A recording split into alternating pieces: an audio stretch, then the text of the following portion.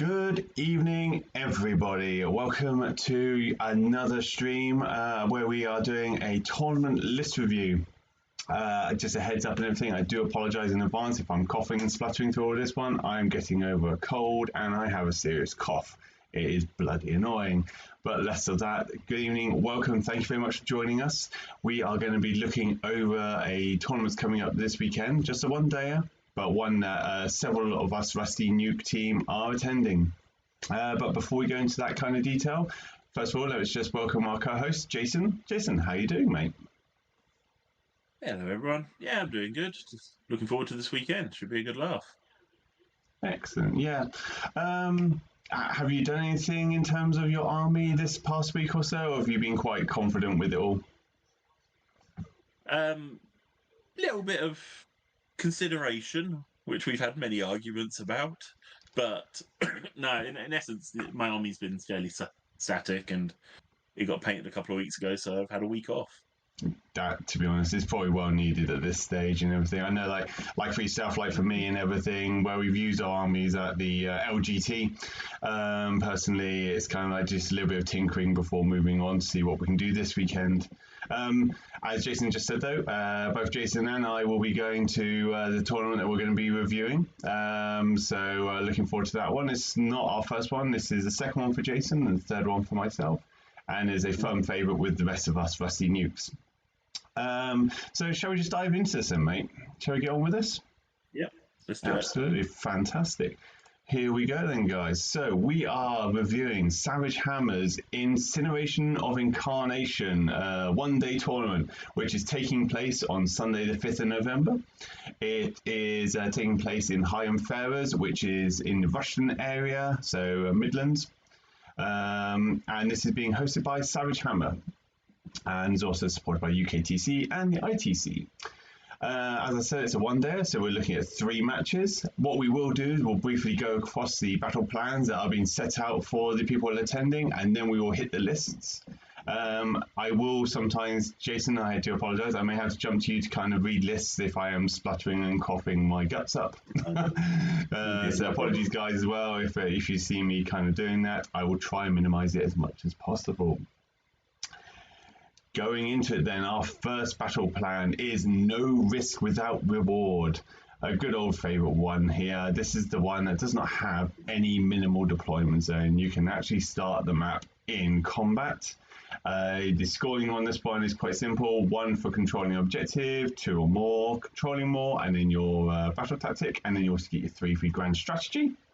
And then in addition to this one, when the wizard hero is slain, before removing that model from play, roll dice. And on a 4-up, it essentially explodes. And then each unit within a certain number of inches equal to the wounds characteristic suffers D3 mortal wounds.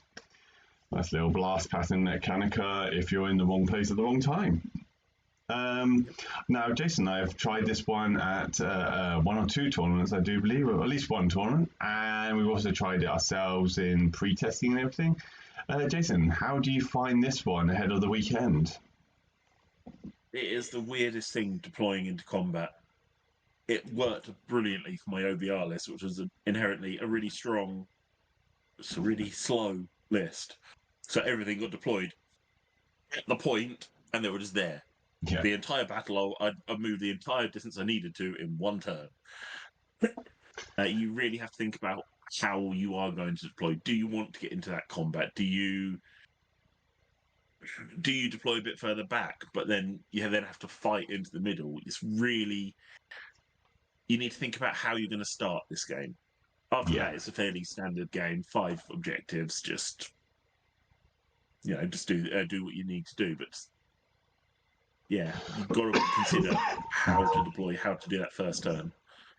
No, you're absolutely right. And I think one thing that you and I will probably both agree on this one is pre-planning will help you minimise any struggles or misses in the forward as you go through in this game.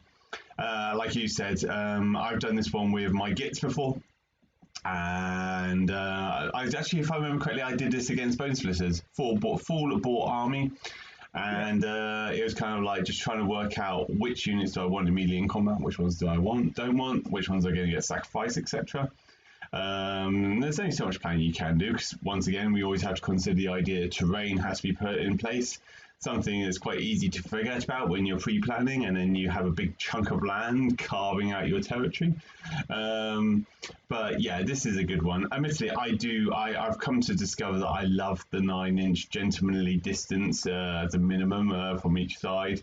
So this one is going to be an interesting one for me, I have to admit. Are you looking forward to this one, though? With the army I'm taking this time, this is going to be one of the ones that takes the most amount of prep, most thought power into it. Yeah. I'm always interested to play battles, even if I don't do so well in them. But I've got to think how I play this one. I still don't know, and we're only 4-5 days out of the tournament, so yeah, no, absolutely. But yes, all we can say, guys, is that as this is the first battle plan, when you get to know your enemy and everything, pre-plan. That's what we can say on this one. It'll help minimize disappointment, or potential disappointment, should we say. We'll then move on to the next one, which is Fountains of Frost. So this is one of the lesser played ones I've come to discover in previous tournaments. Essentially 2 zones, and you're far enough away that you get to have your full 11 inches of deployment. Yay! 3 objectives on either side. And in this one, it's standard objective controlling points, so 1, 1, 1, and then 1 for the objective, but 2 or more, and then 1 for controlling more objectives than your opponent. Sorry, so it's not the same. 2 for battle tactics and 3 for grand strategy. In this, though, your Antorian locusts count as 10 models for contesting objectives. And then at the start of each battle shock phase, if an objective is contested by 3 or more units, doesn't say enemy, doesn't say friendly, just units in total, you roll 1d6 for each unit, and on a 4-up, they suffer d3 mortal wounds.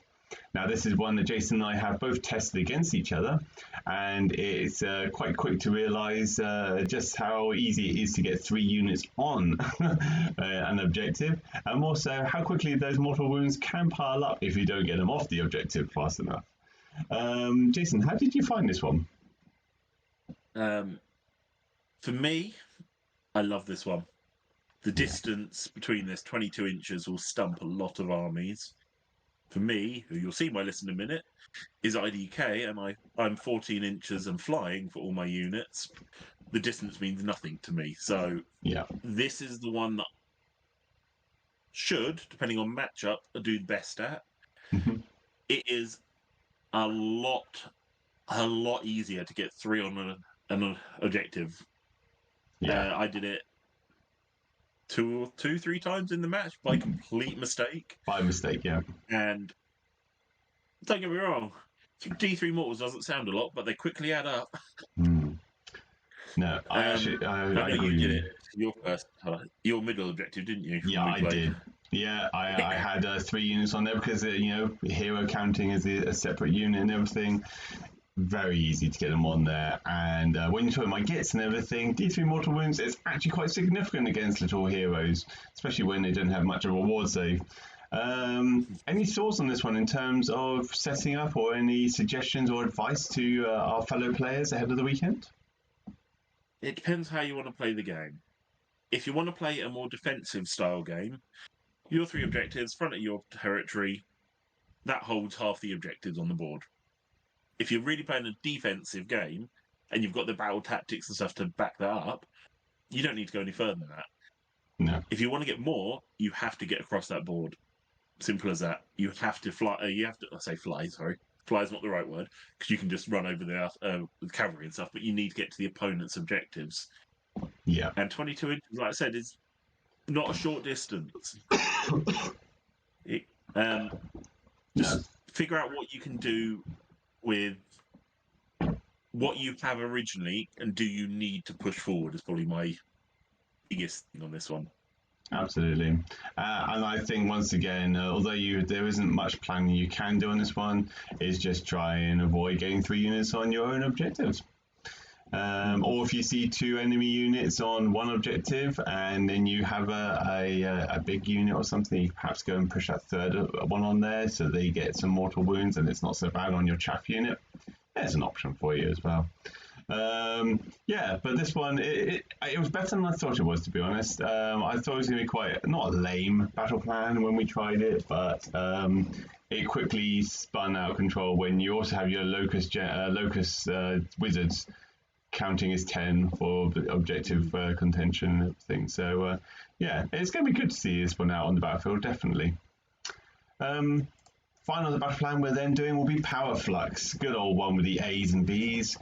This is one where it's 1 victory point for controlling at least one activated objective, 1 victory point for controlling both activated objectives, 1 victory point for each activated objective you control with an Antorian Locust, and no enemy Antorian Locusts contesting at the same time. An additional victory point for killing an enemy wizard that battle round, either side, it could be in your opponent's turn or your turn. 2 victory points for scoring battle tactic, and 3 for grand strategy. And then the rules in this one are quite simple. In this battle, players can only score victory points for the objectives that have been activated. At the start of the battle round, the player going second must choose which ones are activated, the A's or the B's. So this one, yes, requires a little bit of pre-thought when you're moving your units. Jason, you and I have both tried this one a couple of times. Any thoughts on this one? I just want to clarify one thing. Yeah. When you get a victory point for killing an enemy wizard that battle round, if you take the first turn, you can get that point for killing a wizard. If you go second, you can get that that point for killing a wizard in their turn or your turn. If they get them into combat, I don't know, however you would do it. So there's actually 2 bonuses for going second on this one. Choosing the objectives and that one. Apart from that, objectives are fairly close together. That when you see them on the board there, they look fairly far apart. When you actually get them on a table, there's only a couple of inches between each of them, sort of thing. It's not far. Just think about how you're going to play the game. You've got to think about it beforehand. Like I said, so if you're going, if you think you're going to go second in the first turn, do you choose A, which means they can't get an objective, or do you choose the B's to force the opponent to move on to those objectives, get them closer to you? You've got to think about how you're playing that first turn. After that, it kind of goes a bit more out the window with what objectives you control, and who goes second in the turn. Yeah. But really think through that first turn again. Yeah, absolutely. It's definitely one of those things of, do you try and control both B's and one A, or do you really push heavy into the enemy's territory and hold 2 A's and 1 B or something? It depends on how your force sizes work and how they can move around as well. But yeah, well, definitely one, I think, which is a situation of, depending on what your army's comprising of, will depend on how well you can actually try and manipulate the scoring to your benefit. So yes, but this one's quite straightforward, but a good one as well. So those are our 3 battle plans. We're now going to go into the actual lists themselves. Now the first one, before I actually go into the list, we're just going to do a couple bits on the details and everything. We've gone through them all, and there was quite a lot of 2-drop armies. As you can see on the screen here, we have only 6 1-drop armies, 12 2-drops, and then a smattering of anything above that. So an awful lot, considering there are 30 players, 29 and a spare actually, sorry, 29 players vying for the top tables on this one. The ideal majority, 18 of them, are 1 or 2-drop, really does signify just where tournament lists are sitting at the moment. They always have those, to be honest, in that sort of front, but it really shows that 2-drops are fundamentally the way that a lot of people are aiming for at the moment. And then 1-drop armies here shown. We have a Daughters of the Cain 1-drop army, Seraphon army, OBR, Slaves of Darkness, and 2 IDK lists. Any quick thoughts on this one, Jason, before we move on? No, nothing really. I mean, I can tell you now, I'm one of those 2-drop armies, and I thought I was going to do pretty well. Now I've got a 20% chance I'm going to get beaten, 61% chance that we're going to be rolling for it anyway. Right, yeah. Something like that. So, it's fine. I think this goes to show you either go low drop, like 1-drop pretty much, or you just say, no, you're all right, and just do whatever. Just spam out. Well, yeah, just spam them out, don't you? Yeah, absolutely. So, excuse me. So then moving on to the next slide then. Most taken faction in this tournament is Slaves to Darkness, and out of the 29 players, 4 of them are taking Slaves to Darkness. And then we have our absent but not forgotten group, the armies that just didn't make the cut this time round. This includes Flesh Eater Courts, Slaanesh, Nurgle, Cities of Sigmar, old one of course, Sons of Bahamut, which is very surprising, Ogres, and Lumineth Realm Lords. Any thoughts on this one, Jason? A couple there surprised me that we're not going to see them. Yeah. Like you say, Giants, Slaanesh as well, another big one that we're not seeing. I'm surprised we're not going to see them. No. But Cities doesn't surprise me with the new book coming out. People are going to be waiting off for that one now. But yeah, I'll quickly switch. There's quite a lot of armies that aren't there. Yeah, exactly, and it will be interesting to see what happens in the next several weeks, as it's being rumored that we're going to get the new battle score update and everything. So points adjustments, rules adjustments, and things like that. See if we can't bring some of these armies back into the game for people to use. But you know, it's not unusual to see the same cast outs here. I'm thinking about it. LGT was okay. They didn't have as many because there's so many people attending, but it was similar lists, similar armies that weren't being supported there. So yeah, but moving on then, we're going to go straight into our first list, and we are going to go with Adam Hargrave. He's being a courageous one on this one. He's taking Bone Splitters with the Ice Bones sub-faction, which means 6s to wound in melee, cause mortal wounds equivalent to the damage output. It's a nice, straightforward one. His grand strategy is get them bones. At the beginning of the battle, he selects a terrain piece, and then by the end of the battle, he has to be controlling it. Doesn't have a triumph on this one, and you can understand why. Going into this though, he's got in his leaders, he has the Big Grix Cruel Shots leader, so one of the regiments of renown with the Beast Gear Skewer Killbow.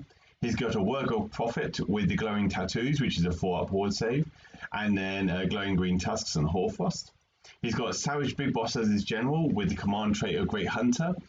Great Hunter is basically if your general is part of your army, when you use the Tireless Trackers, a battle trait, which is normally a 5-inch move after setup, I believe it is, you can actually move eligible units up to 8 inches instead.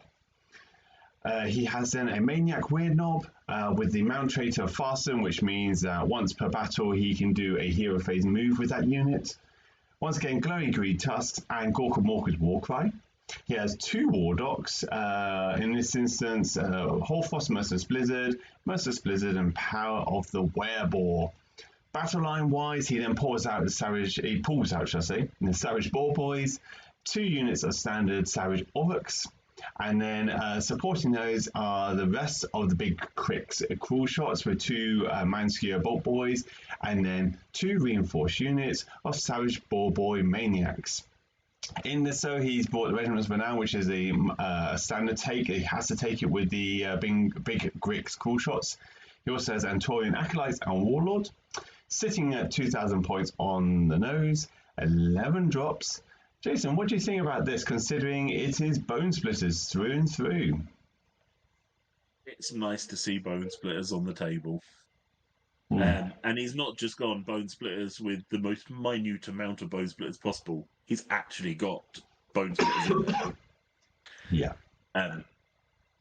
Don't get me wrong, I think the Regiment of Renown addition to it really does help with some of the problems that Bone Splitters are having at the minute. But I think it's just going to be a fun army to play with, fun army to play against. We'll see how they do. Bone Splitters are inherently a bit They on the are lower lacking. end of the tables at the minute. Yeah. But I am surprised how many. This is like 2 for 2 tournaments now I've attended where someone has gone a pure Bone Splitters force. Okay, I say pure. He has got the Cruel Boys in there, but for the most part, it's Bone Splitters as opposed to WAR with just Wurgle Prophet. And it's interesting to see that people are still supporting them, even when they're on the cusp of what everyone is suggesting is perhaps their final outing out in the AOS worlds. Yeah, I agree with you. I think this will be an amusing list to play against. I love playing against Bone Splitters. One, because they're just an enjoyable army to play against. Normally, those who are running them are looking to win, but at the same time, have an air of lack of concern about how the match goes.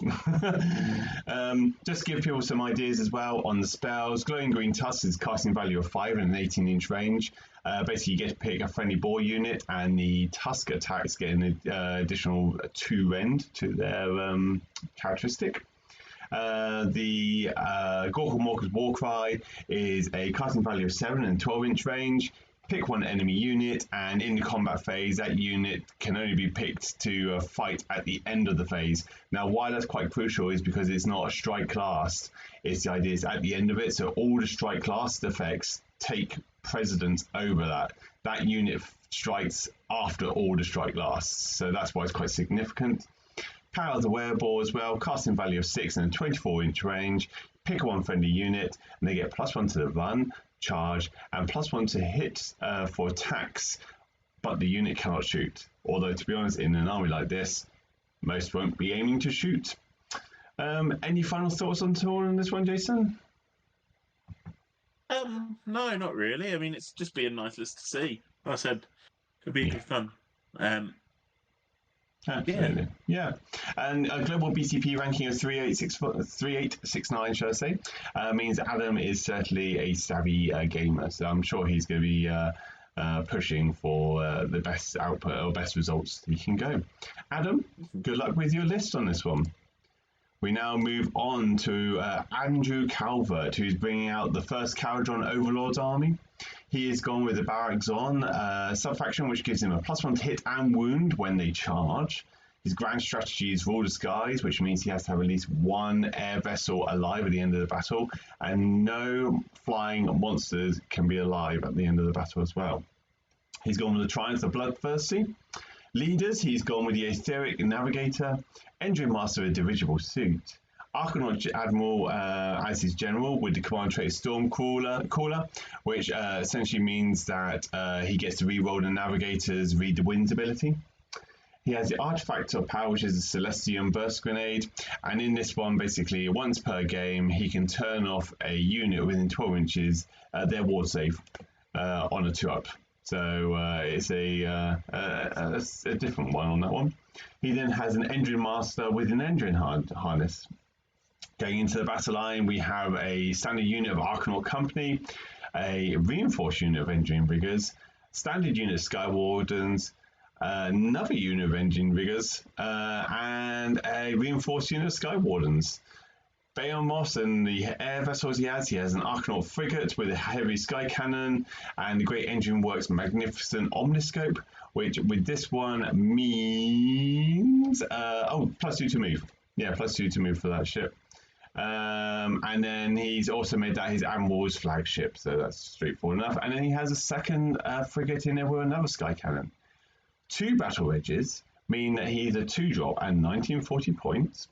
And straightforward on that one. Oh, and to say, with the stick to the code, because why not with more KO rules? Why not?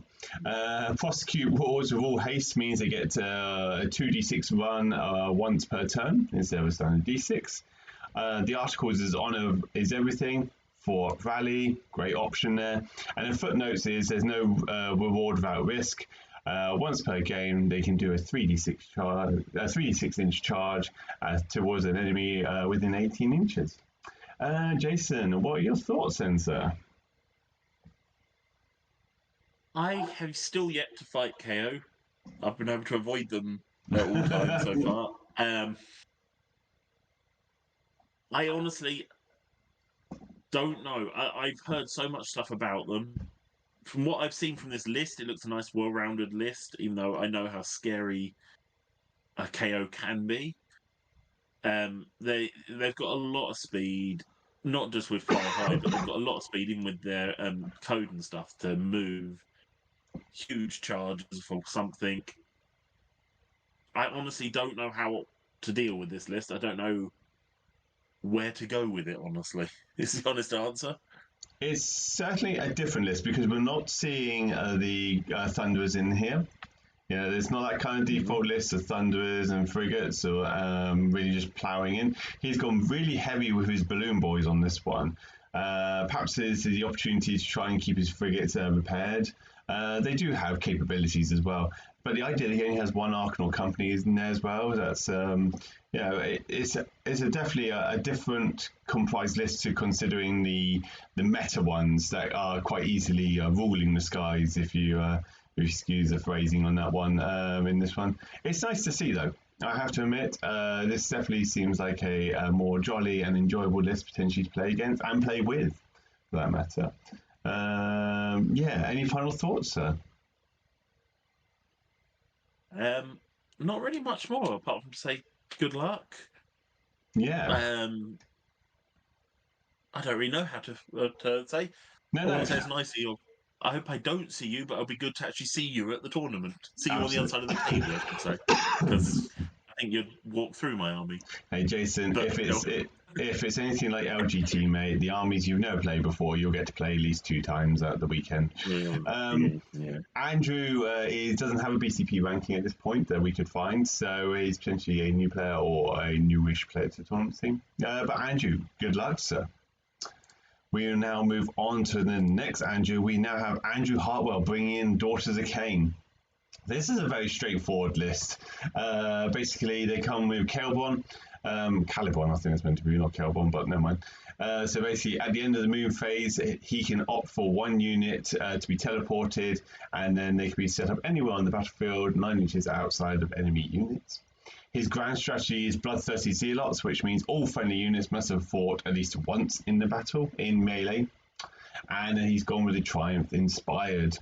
Leaders, this is quite a straightforward one. Melusai Ironscale is his general with the Zealous Orator. The Zealous Orator command trait means that it's a 4-up rally across the army. He's then gone with the Crown of Woe as his artifact, which means that enemy units cannot receive the Rally or Inspiring Presence commands while they're within 9 inches of the bearer. And then in addition to that, if any enemy models are slain by wounds caused by the bearer's attacks, you increase the range of this ability to 15 inches for the remainder of the battle. It's quite nice. Then you get to see Marathi Kane and Baby Marathi on the battlefield. Battle line wise, we have got the Blood Sisters, so they are our combatty snakes, 10 of those, so reinforced once. We then have 15 Bloodstalkers, so they're the shooty bow snakes, so that's reinforced twice. 10 Witch Elves, and then 2 units of 5 Canary Heartrenders. All falling into one battle edge. He is a 1-drop at 1970, and with a global BCP ranking of 6709. Now, Jason, this is pretty much Marathi and the Bow Snakes, but with a little bit more dagger action. What are your thoughts, sir? From what I've heard when we had a chat with Russ for the LGT, there's a lot of hidden techniques behind Daughters of Cain, and they're going to be shooting things off the board. Those key units, you've got to keep them secure, got to keep them hidden, otherwise they're going off the board. A little bit different with the Heartrenders and the Blood Sisters, but really nice to see. Just a strong list, but also a slight tweak on it, which is always good fun. Absolutely. Taking into consideration, so for people who don't know about the Blood Sisters, because you don't often see them, there's normally the Bloodstalkers, the Bow Snakes that normally come out in en masse, and although he has done so in this instance, he has given us the opportunity to see the Blood Sisters. They are 2-inch range on their attacks, 3 attacks per model, 3 threes, -1 for 1 damage. But after fighting for the first time in combat phase, they get to select one enemy unit within 1 inch and roll a dice for each model in that unit. And on a 2-up, a mortal wound is suffered. It's quite nice. But of course, the Bloodstalkers are what they do, and they do it well. 2 attacks at 24-inch range, 3 threes, -1 for 1 damage, and 6s to hit do a mortal wound, and the sequence ends. So you can understand why they always come out, as particularly with Marathi, where she gets allowed them to shoot in the hero phase as well, I do believe. And Canary Heartrenders, they're great for just bouncing around the battlefield as they see fit. Any final thoughts on this one at all, Jason? Not hugely. Like I said, it's a nice tweak on a generally strong list. it looks it doesn't look a lot, but then you've got 35 battle line models, so there's enough there. Yeah. And Marathi, we all know how challenging it can be to kill Marathi. So Gotta love Marathi, don't you? You gotta love it, definitely. Andrew Hartwell, good luck with this one. I hope you do well. Going on to the next list, then we're now with our third Andrew. This is Andrew Selinski, coming in with Sylvaneth with the Null Root subfaction, which means that once per turn he can roll 3d6 for a cast or unbind, and select 2 dice if wholly within 9 inches of an overgrown or awakened wildwood. So pretty cool. Grand strategy is, as you would expect, spell casting savant, so keeping that wizard general alive. And then he's gone Season War of the Reaping. Season of War of the Reaping is basically adds 3 inches to the range of adds 3 inches to the range within which you can pick a friendly Sylvaneth unit with the Places of Power or the From the Woodland Depths battle traits. So essentially get the range around the Awakened Wildwoods. Leaders, Alario comes out to grace us with her attendance. We have a Warsong Revenant as the general. His command trait is the Spell Singer. So in this one, basically when the general attempts to cast a spell before making casting roll, you can pick one friendly Awakened Wildwood on the battlefield, and if you do so and the spell is successfully cast and not unbound, the range, visibility, and effect of the spell can be measured from that sinewy piece. But admittedly, endless spells cannot benefit from such things, which is great. Well, he does have 2 endless spells, but yeah, he can't use it on those ones. He then has the Vestibule Gem, which is also a normal one you do see coming out, which means he can auto cast a Sylvaneth spell once per turn that cannot be unbound. Excuse me, so that's pretty good. Something that would sound like possibly one of the last times we'll see it, a Battle Mage is joining them from the wild form with the Gur Magic of the Realms. And the reason I say that is because come with the FAQ of Cities of Sigmar, that will quickly disappear as an option. And then he has Sphere of Durthu in there with the Greenwood Gladius. And the Greenwood Gladius basically means he gets to pick one of the melee's weapons. Guess what it's going to be? The only one he has, a sword. And at the start of the combat phase, you roll d3 and add the result to the attacks characteristics of that weapon until the end of that phase. Battle line wise, he's kept it very minimal though, with 3 sets of 5 Tree Revenants. And then he has 2 endless spells, Spite Swarm Hive, and the Glade Worm. Coming on the battalions with a command entourage, and he's opted for Magnificent and a Battle Reg. It's left him at 1980 points. 4 drop with a global BCP ranking of 4413. Jason, what are your thoughts on Sylvaneth? The times I've fought them, it's been Tree Lords mainly. I fought Alario once when I was new to the game. But it's a standard sort of thing, 820 points for one model. However crazily powerful and long-lasting they are, it doesn't leave a lot for the rest. So that's why you only got 3 lots of Tree Revs for Battle Line. Yeah. But you can't discount Alario. Battle Mage, yeah, makes sense. Get a bit more magic casting in there, but it's only 100 points. What is it? The Warsong Revenant, if I'm right, is that the one that can bring in a unit of Tree Revs or something again? No, so Alario can bring in either 20 Dryads, 3 Kernoth, or some Tree Revenants. So that's the Warsong Revenant is the one that can do the Warsong Bomb, essentially the effect. Yeah. Yeah, I've had that one before. Yeah. Double turn with that and nuke my entire army. Yeah, no, it's going to be an interesting list. Like I said, that now you reminded me of that Warsong Bomb. Make sure you watch the spells, but that's what this whole battle book is. GHB is. Yeah, it's all about magic at the minute. Absolutely. I wouldn't discount. Oh, sorry, Jason. Sorry. No, go, because you know more about Sylvaneth than me. Yeah, win discount Durthu. Great combat-y piece in this army. He'll come in through the trees and probably phase out after fighting them, with the tree revenants probably just bouncing around the battlefield, trying to take objectives. Alaria doing what she does, which is coming in, and unless you're going to bring her down in one go, she'll keep healing herself back up, and just has a chance to resurrect and come back on the battlefield. She can, as we just said as well, she can also bring in an extra unit. And then the Warsong Revenant and the Battle Mage will do their little castings from the trees. Yeah, it's a good list. Once again, we're looking at a list here that is minimal, but has potential to be very guerrilla warfare, I would expect, with lots of in and out combat, no kind of sustained attrition-based fighting on this one. So, yeah, I'll be curious to see how Andrew plays with this. But he's BCP ranking at 4413, so he's not new. Clearly, he has some kind of plan in mind on this one. Any final thoughts? No? No. It's quite No, straightforward nothing else list. Yeah, absolutely. Yeah. Andrew, good luck on that. We now move on to Archie Robinson. He has brought in the OBR army with the Mortis Praetorian, but do you want to read out, Jason, or shall I? What would you? Actually, I'll let you do it, sir. I'm going to rest my voice as I have got the cough here. I was going to say, yeah, let me do it, and you can do some coughing in the background.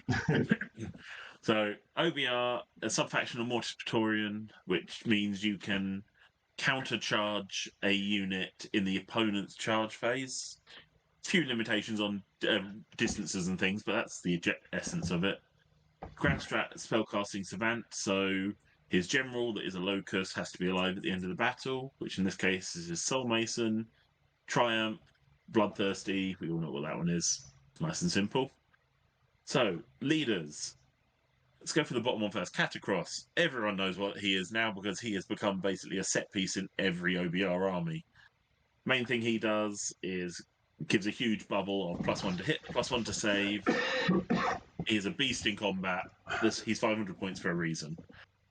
The Soul Mason.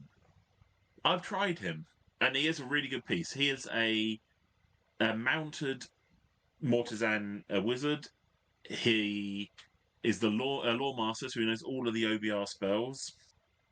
His command trait, Dark Acolyte, means the first spell that is cast from his lore, from the OBR lore, if it's successfully cast, cannot be unbound.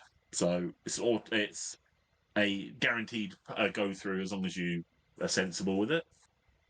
Load of Saturation, the artifact, means his normal 6-up ward goes to a 5-up ward, which is nice. And he's taking the Merciless Blizzard because he knows all the other spells anyway. So I think he's on 1, 2, 8, 9, about 9 or 10 spells that he'll know in total.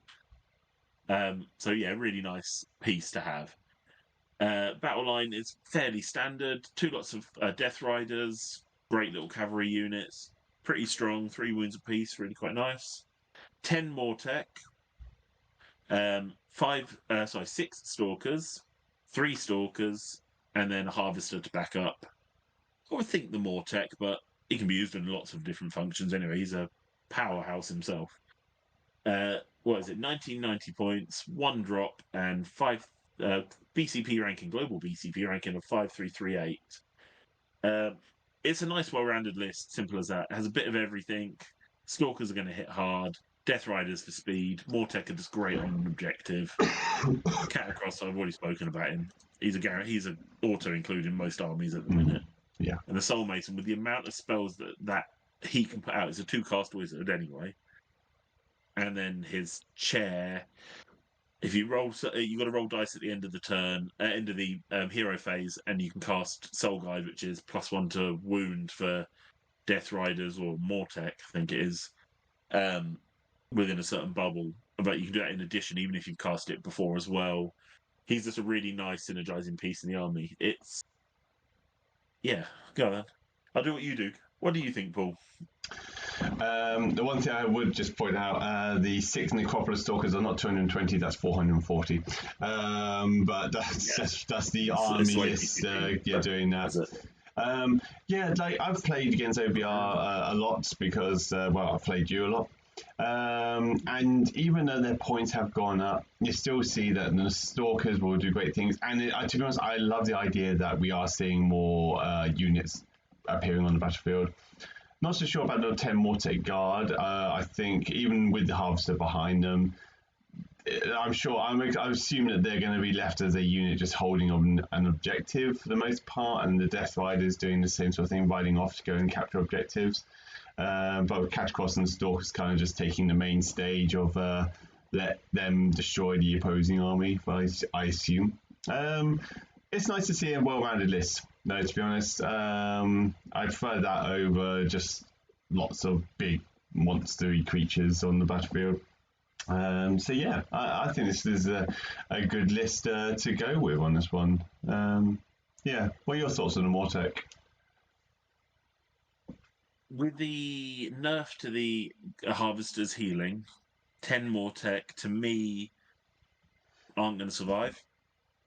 So, just for everyone's knowledge, the Harvester used to, anytime a model died within 3 inches, 6 inches of it, used to roll a dice on a 4-up, it used to come straight back. Now, it's at the end of the combat phase only now, you'd pick one unit and you can do that to it for models that died in that turn. In that phase, sorry. So it's only combat phase. So if you shoot them off the board, they're done. So the way I'm trying to think about building a list in my head is it needs bigger blocks of Mortek to survive that turn to then be brought back. A 10 group, that's only 10 wounds. It's not going to be that hard to lift that unit. I don't think. You never know. Things can happen. Catacross can obviously bring back units as well. Bring back models as well. But, yeah. It's OBR, so holding back objective or something. Yeah, like with OBR going through the recent nerfs, 2 rounds of recent nerfs actually. To be honest, if you consider how much they've been changed or updated, it'll be curious to see where they sit in the coming weeks, as they've definitely they've gone past their peak now, and a lot of people have kind of moved on to the next shiny. So it'll be interesting to see how these play out. But in the meantime, Archie, we think you got a good list here, very kind of set, and has lots of potential. Any final thoughts, Jason? No, I like this list. I think it's a nice, well-rounded list, and yeah. Yeah, absolutely. It will shock people with what OBR can still do. That wouldn't surprise me at all, to be honest. Archie, good luck, sir. We now move on to Ash Coleman with the first Blades of Corn army coming out here. Sub-faction is the Skullfiend Tribe, which was a new one for me, as normally they take everyone else was taking a different one. I can't remember what it is off the top of my head. But Skullfiend Tribe means charge rolls at 8 gives the Strike First ability to the charging unit, which is pretty goddamn awesome. Grand strategy is Overshadow, so eliminate all the enemy battle line and ensure you have at least one of your battle line alive. And then the Triumph they've is selected here is Inspired. We then have the Bloodsecrator as the general with the command trait of Lord of the Everchosen. Everchosen? That's a different army list. Gorechosen, which means that you get to add 1 to the attack's characteristic of melee weapons used by friendly Gorechosen units while they're wholly within 16 inches of this general. Pretty damn fantastic.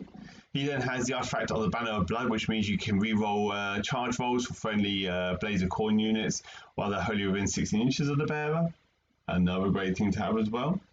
You then have Corgus Cull coming in, a Realm Gore Ritualist with the Prayer of Killer Instinct. Now, Killer Instinct is an answer value of 3 and a 16-inch range. Pick a friendly unit that's not in combat, and they get to make a move. Quite straightforward. He then has Nullstone Adornment of the Pouch of Nulldust. We then have a second Realm Gore Ritualist with the Bloodbind. Answer value of 3 and a 16-inch range. Units within 16 inches must move. Oh, no, you get to pick a unit within 16 inches, and it must move 8 inches towards the caster, and it can finish in combat. We then move on to 2 Skull Grinders, finishing off the leaders. Battle line wise, we have Blood Reavers, Skull Reapers, Skull Reapers, which I believe have been reinforced once, I do believe.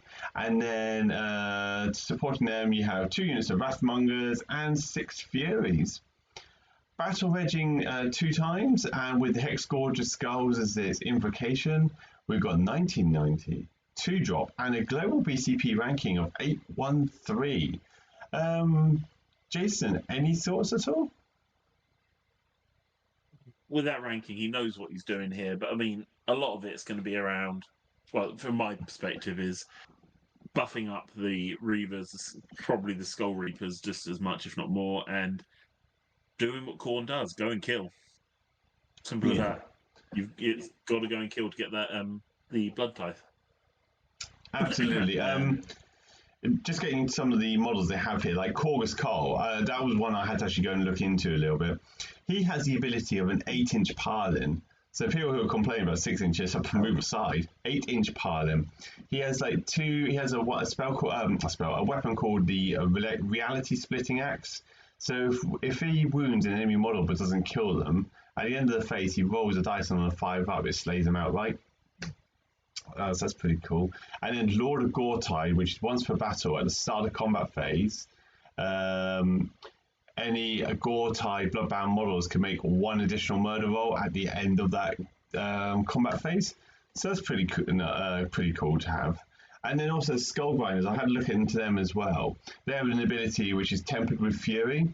So after deployment, they can pick 1 friendly Bloodbound hero within 8 inches of them.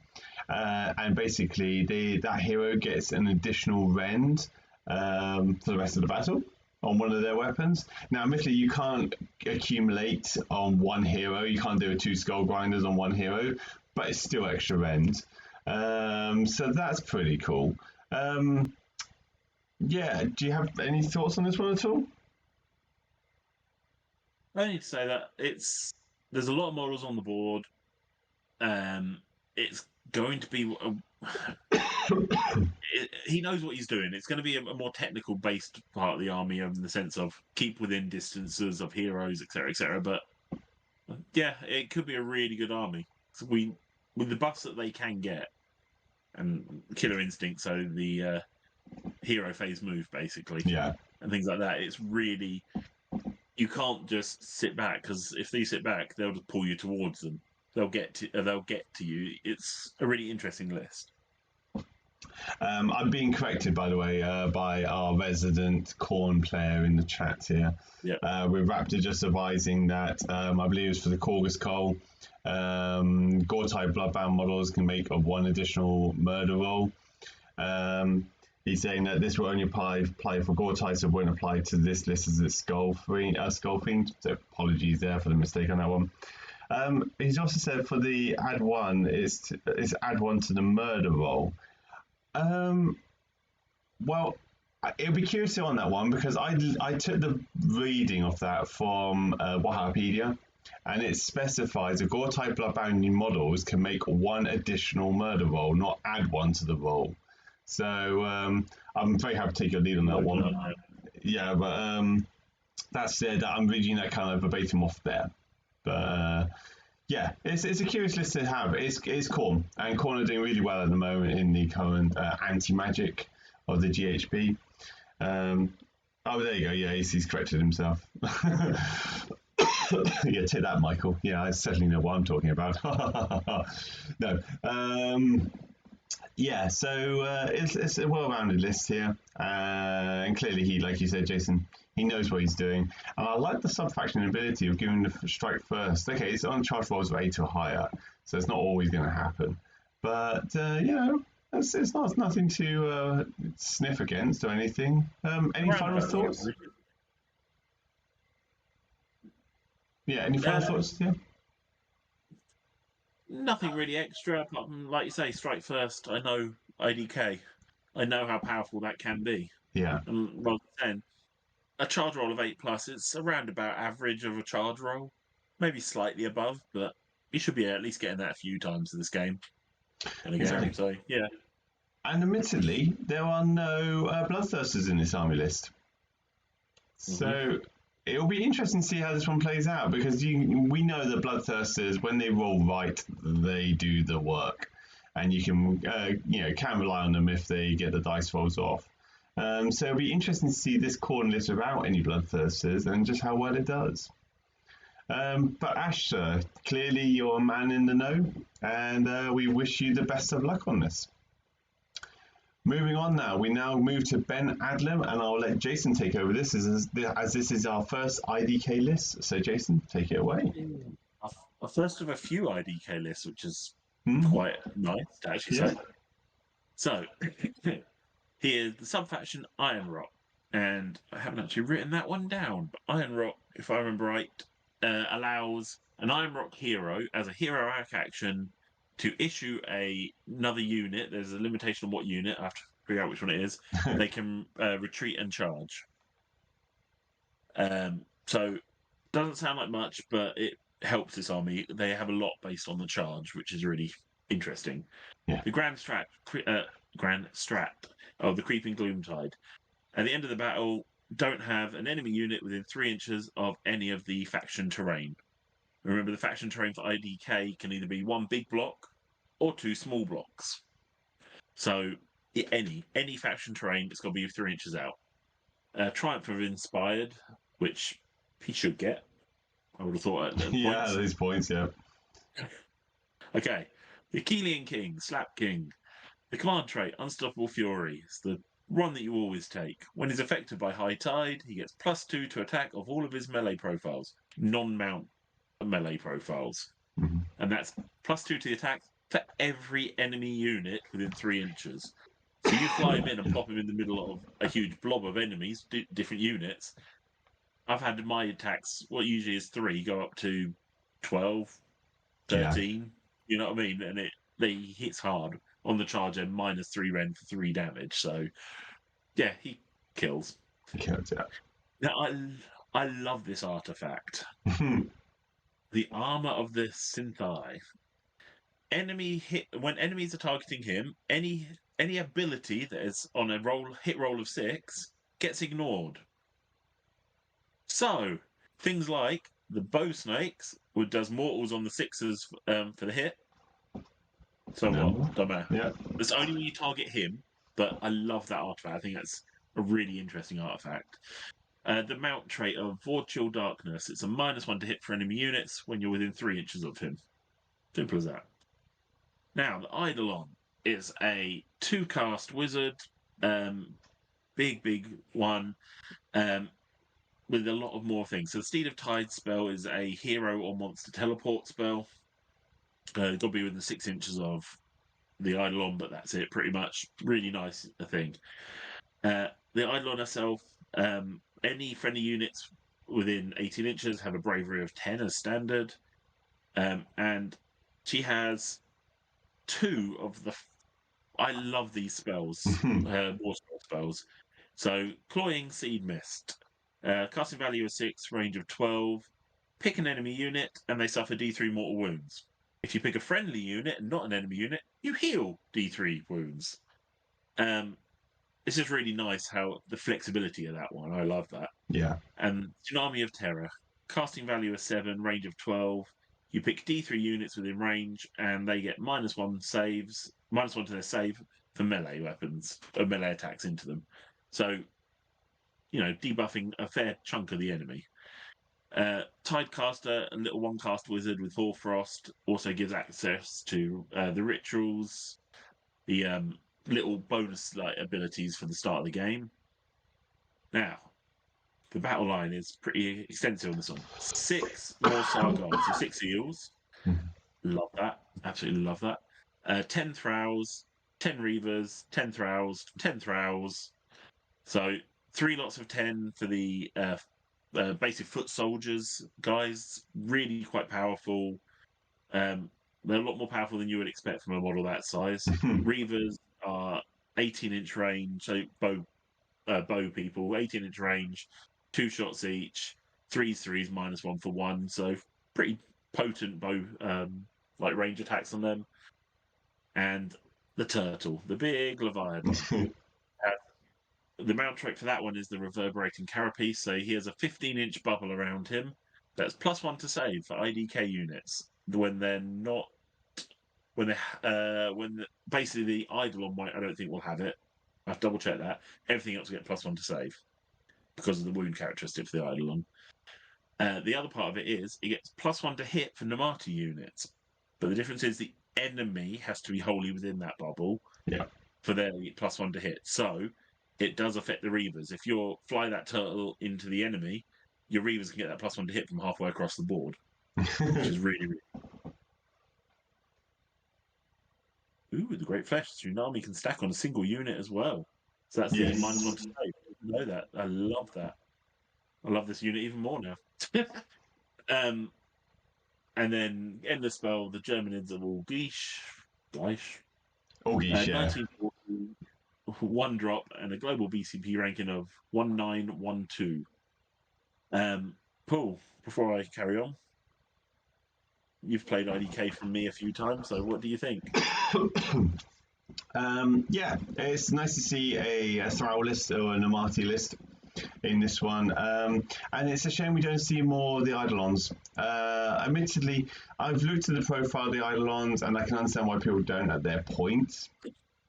In the lore and in the books, Eidolons are like huge, horrific creatures that just create havoc. They have an Eidolon in one of the Gotrek books, and it's kind of like everyone around it is petrified of when it's going to wake up. And just about happens, Gotrek wakes it up, and it takes a hell of a lot to actually bring it down. Okay, they can't repeat that into this game and everything, but it'd be nice to give them a little bit more of a buff, I would have thought. But saying that though, the Thralls and the Reavers, like you said, Jason, they're great. Like the Thralls, I believe you can get them to 2s and 2s with 2 attacks each. If I'm not attack any enemy's wound characteristic. That's a yes, and you just roll on that one. Leviathan is a great piece at 400 points. It's a really good showstopper in there, getting in there and just doing it. Killing King, we don't need to talk about the Killing King. Most people understand what he does now, considering he's forefront of a lot of the lists out there. But I like this. You know, it's nice to see, once again, someone taking a different kind of spin on IDK. And the Morsar Guard doing what they do best as well, because they're the defensive eels, aren't they? No, Morsar are the offensive.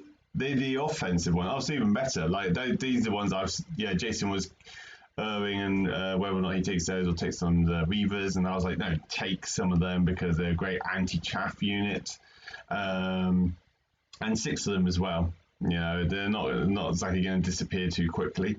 Overall, I like it. I like this list. It looks well rounded, and it's got potential, and it's still IDK. So you're still getting some of the best pieces here, creating havoc and chaos in the opposing enemy lines. Yeah, definitely. And then there's only one more thing. So this is the reason you'll see my list in a minute, but I've got some Morsar Guard in my list. One of their funnest parts of this army is their ability, which is Biovoltic Energy. After a charge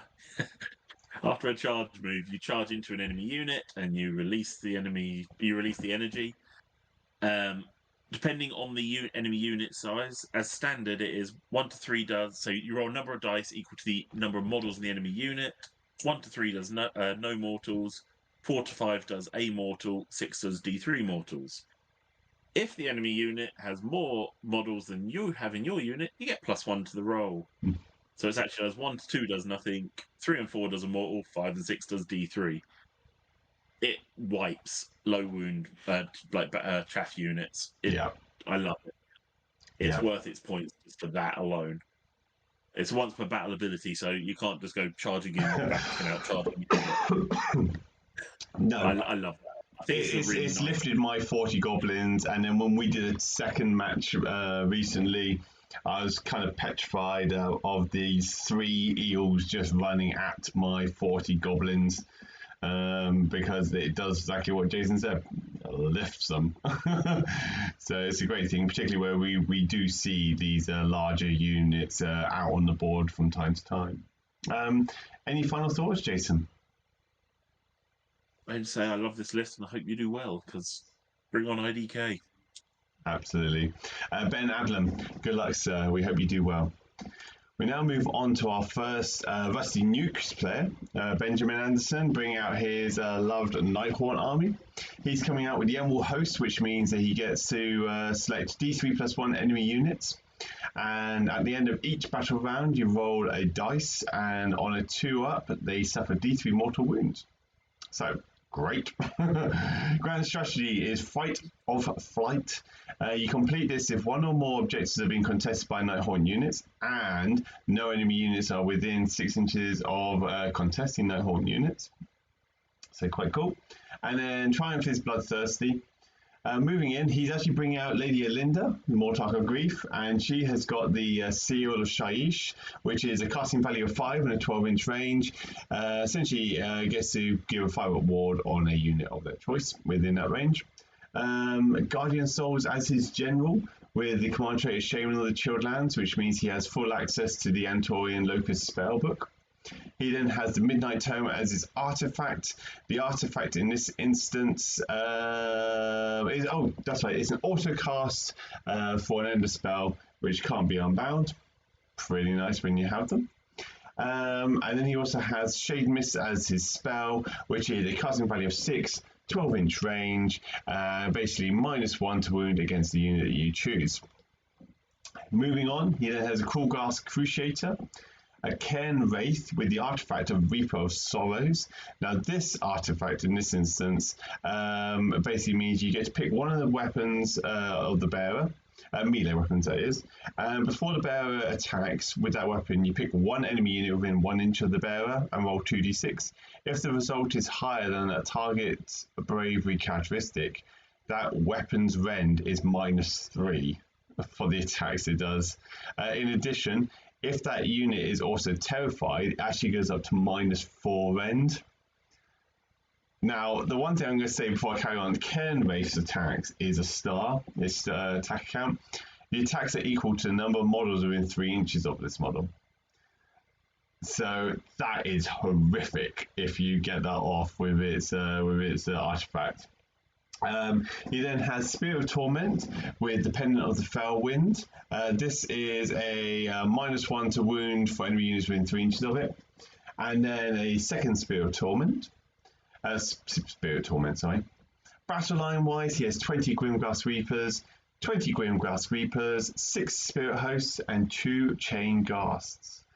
Coming in with 2 Warlord battalions, which is why he's got so many lovely artifacts in his army. He also then has Mortalis Terminexus and Suffocating Gravetide as endless spell options. 10 drop, because why not go with anything less? 1970, and a global BCP ranking of 2999. Jason, what do you think, sir? We've seen Ben play well. There's a lot of tech in this list, and Ben will be able to pull it off. Simple as that. He knows what he's doing with his army. There's a lot of fun little people in there that are going to rip through everything. Sorry, Ben's in the chat just now. There's some really scary stuff in there. But even then, even things like his battle line is Grimgrass Reapers. They have nothing to be scared of. Nothing to not be scared of. So they're really quite powerful. The other way around. Be afraid of them. Yeah. But yeah, they are very powerful in themselves, and that's a battle line. A lot of spells. He's going to get his Ender spell off, obviously, because of his ability, his artifact. Yeah. He's going to. It's Nighthorn. He's either going to do really well or fall over. But that's what part of the fun is. See what happens. Yeah, but absolutely. He'll know he knows what he's doing with this list. He'll pull it off, I'm sure. Yeah, I agree with you. Like, I was really surprised. I was aware of one of the heroes having a star based on the attacks characteristic after Benjamin was asking in the chat. But to see him matching that off with the Reaper of Sorrows, that could be just devastating if he gets that bravery roll off. In addition, like Lady Alinda, she has a Mortarch of Grief, which is a 12-inch bubble. Enemy units inside that bubble who issue commands essentially don't get it issued on a 5-up, but the point is still spent. Pretty nice. And then once per battle, across the board, she can bring back D6 models in each summonable unit. So nothing bad there either. And it's Lady Olinda. I love the model. It's a lovely model. And she has a shooting attack when she lifts the veil. So yeah, I think you're right, Jason. On this one, we know that Benjamin's done really well with his Nighthorn before. He has really teched this one out, especially after LGT. And he didn't actually do too bad on LGT. I think we went 3 and 2. But overall, though, I think this looks quite a good list. It should be a good one. And it'll be interesting to see how it plays out. Any final thoughts at all? No, apart from say good luck. Yeah, see you absolutely. at the weekend. Yeah, it'd be great to see you, Benjamin. Definitely, Ben. Sorry. It'd be great to see you at the tournament, and we'll see you on Sunday. Good luck, sir. Moving on then to, we believe this is another one of our Vastinukas, Benjamin Hall. And he's taking a bit of a filthy list on this one. He's taking Slaves to Darkness with the Knights of the Empty Throne, which means mounted units can run and charge, and Vanguard get a rally on a 5-up. He's gone with grand strategy as Spellcasting Savant, so keep his Antorian Locus General alive. Leaders, he's gone with Chaos Sorcerer Lord as his general, the mark of Chaos as Slanesh. Command trait, he has gone with Shaman of Chilled Lands, so just like we just heard before, he gets access to the full Antorian Locus spells. He then has the Artifact of Power, which is Chaos Familiar, which means he can cast an extra spell once per battle, but he can choose any spell from the S2D lore. And then on the back of that, he has Warp Reality and Levitate as his chosen spells. He then has a second Chaos Sorcerer Lord with the Slanesh Marker of Chaos, and then Demonic Speed and Warp Reality. Battle line wise, this is why it's a bit filthy. 1 unit of 3 Vanguard, 1 unit of 6 Vanguard, and because he doesn't have enough of them, 1 unit of 3 Vanguard.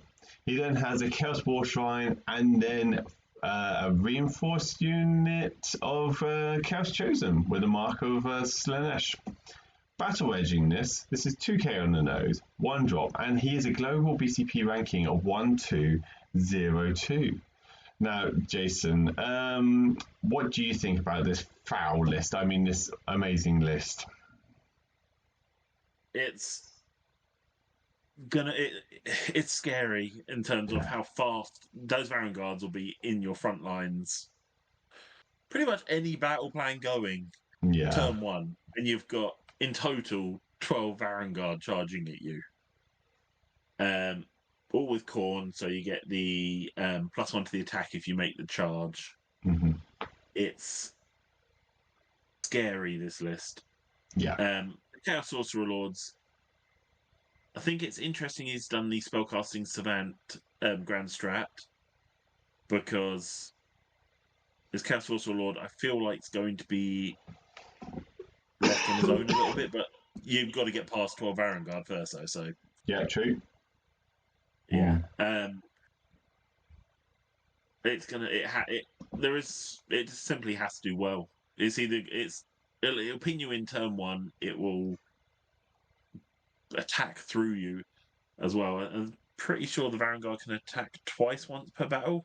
Mike, you know this better than me. You're an old Slaves to Darkness player.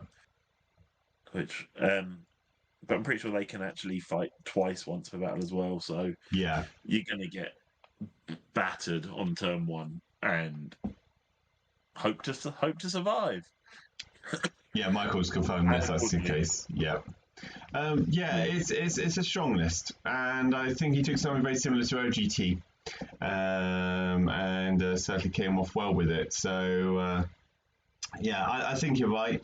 It wouldn't take too much for the Sorcerer Lord to possibly get picked off.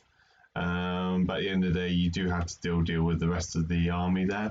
And considering the battle tactics, the battle plans that we're using, having 3 sets of Vanguard traipsing across the table, there aren't too many objectives to kind of worry about in the background. So, they're all quite upfront, or can be upfront. So, I think he has potential to do really well on this one. Oh, and it isn't fight last. Yes, that's right. It just activates straight after, doesn't it? So he does it twice over for his second fighting time. Yeah, not too much to talk about on this one though, because it is Vanguard, Source of Lords, and Chaos Chosen. So, any final thoughts, Jason, on this? It's a lot of Vanguard. It is a lot of Vanguard, isn't it? It's filthy, sir. Filthy. Yeah, it's going to take thought of how to work around it, but it'll do well. You're going to get in there with this list. It'll do well. I'm sure. Yeah, absolutely. Ben, sir, good luck with this one. Hope you do well. Moving on now to our first Gloomspite Gets You army. So we have Gloomspite Gets, and we are seeing Trug's Trog Herd coming out, which is quite cool. So Trug's Trog Herd, a sub-faction ability, is basically that Trug himself has a Waystone ability on his back, and once per beginning of his hero phase, he gets to opt to hit it. If he does, he rolls a number of dice equal to that on his damage table, which starts at 4. And then he rolls all the dice, and then he chooses one of the values, and then basically he gets a bonus depending on which one he chooses. These vary from like additional rend, additional attack. Rolling a 1, you take D3 mortal wounds, but you don't opt for that one if you've got other options. With 6 also being a 5-up ward save. Now the thing about this is it doesn't affect Trug on his own. No, it affects the whole army of Trogs. So what's not to love? Grand strategy is slaughter of sorcery, which means basically no wizards on the battlefield. Straightforward enough, considering there's no wizards in this one. And then he's got the Indomitable Triumph, which totally makes sense with Gloomspite. Leaders then, he then brings in good old Trug. He then has a Dankhold Trog boss with a hand-carved Nullstone icon. And then he has a second Trog boss as his general with Prize Troglet as his command trait, which means that if an enemy attempts a command ability within 12 inches of him, on a 5-up it fails and the command point is still spent. And then the artifact is Lunestone Teeth, which means he gets to carry out 2 monstrous actions instead of 1. Battle line wise, very straightforward on this one. A unit of Fellwater Trogs, another unit of Fellwater Trogs, a reinforced unit of Rockgut Trogs, another reinforced unit of Rockgut Trogs, and then because he didn't have enough Dankholds in the army, he has 1 Dankhold Troggoth. Coming in with a battle reg, but because of the leaders and the rune capabilities, it means he's a 3-drop, a 1950, and a BCP ranking of 6736. What do you think, Jason? Have him fight your Trogs, and there wasn't a full Trog list. I know how hard they are to put down. Yeah. You have to focus on them, and the amount of Trogs he's got in that list, it's scary. Yeah. I've always thought that. As in, what is it? They get +1 to save when they're under the bad moon as well. That's right, yes. So they're normally on a 4-up, but under the bad moonlight, they're on a 3-up, and the Rockguts get a 5-up ward in addition. So, don't get me wrong, not undefeatable, but it takes a bit of force to actually get through that save as well. Yeah. I think it's interesting. So I haven't really played an Army of Renown yet, which basically this is. So yeah, I'll be interested to see how it does, knowing your Trogs, and to see how, if an army solely of Trogs is the way to go, sort of thing. I know it's strong, but there's not that many models on the board. There's enough, but there's not that many models on the board. 18, 20, 18, 19, 20, 21, 22. 22 models. It'll be interesting to see how this one plays out, because I know that initial releases would suggest that Trug's Trog Herd is more a fun army to take as opposed to a meta army. Because ultimately, if you wanted to really benefit from all of this sort of thing, you potentially would take Glog's Mega Mob instead. That's so much more beneficial, I would have thought, for an army of Trogs. Trug still gets to use his ability, but the thing to remember about Trug, by the way, viewers, is that he does his ability in the hero phase on the start of his turn. Now he can keep that ability and not roll in the following turns. If he does that, however, the rest of the Trog army loses that benefit. Only Trog keeps it.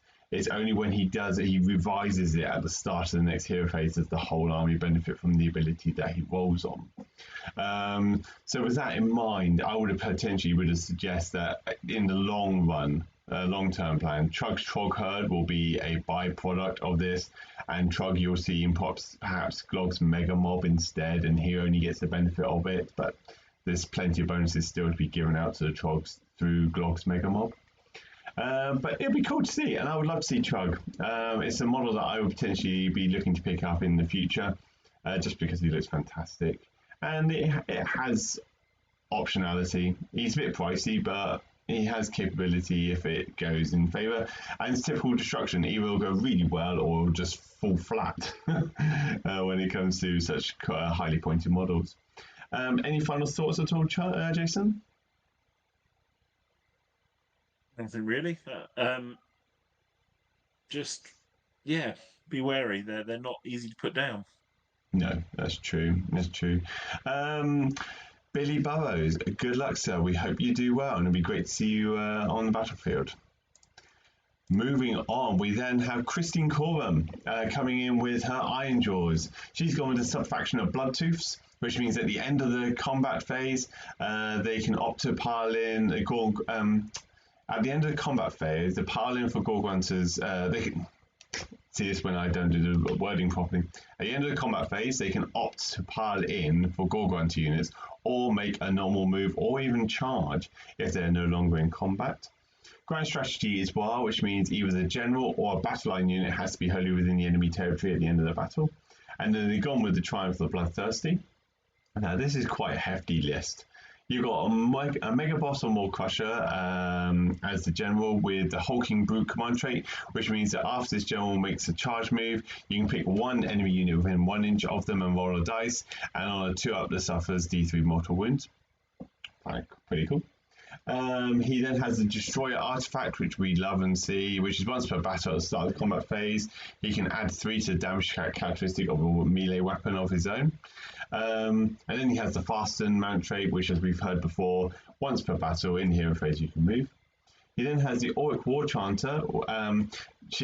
Now on here, she did opt to have the aspect of the Champion of Tunnel Master. Unfortunately, we have picked this up and advised that that's no longer viable because it's last GHB, not this GHB. So don't worry, there'll be no tinkering around in the tunnels on this one. But she has got the Killer Beats on the War Chanter, which is basically you get to pick one enemy unit at the start of the combat phase within 12 inches, and you get +1 to hit against that unit. Pretty cool. She then has an Auric Weird Knob Shaman with the Great Big Hand of Gork spell, and that is a casting value of 7 and 12-inch range, and basically it's a teleporting spell 9 inches outside of enemy units. And then we have Craggy on the board, so Kragnos there. We then have on the battle line 5 Orc Brutes with Gore Hackers, 3 Gore Grunters with Gore Hackers, another 5 Orc Brutes with Gore Hackers, and then the new Brute Rages coming in with Chain Smasher and Mighty Gore Hacker.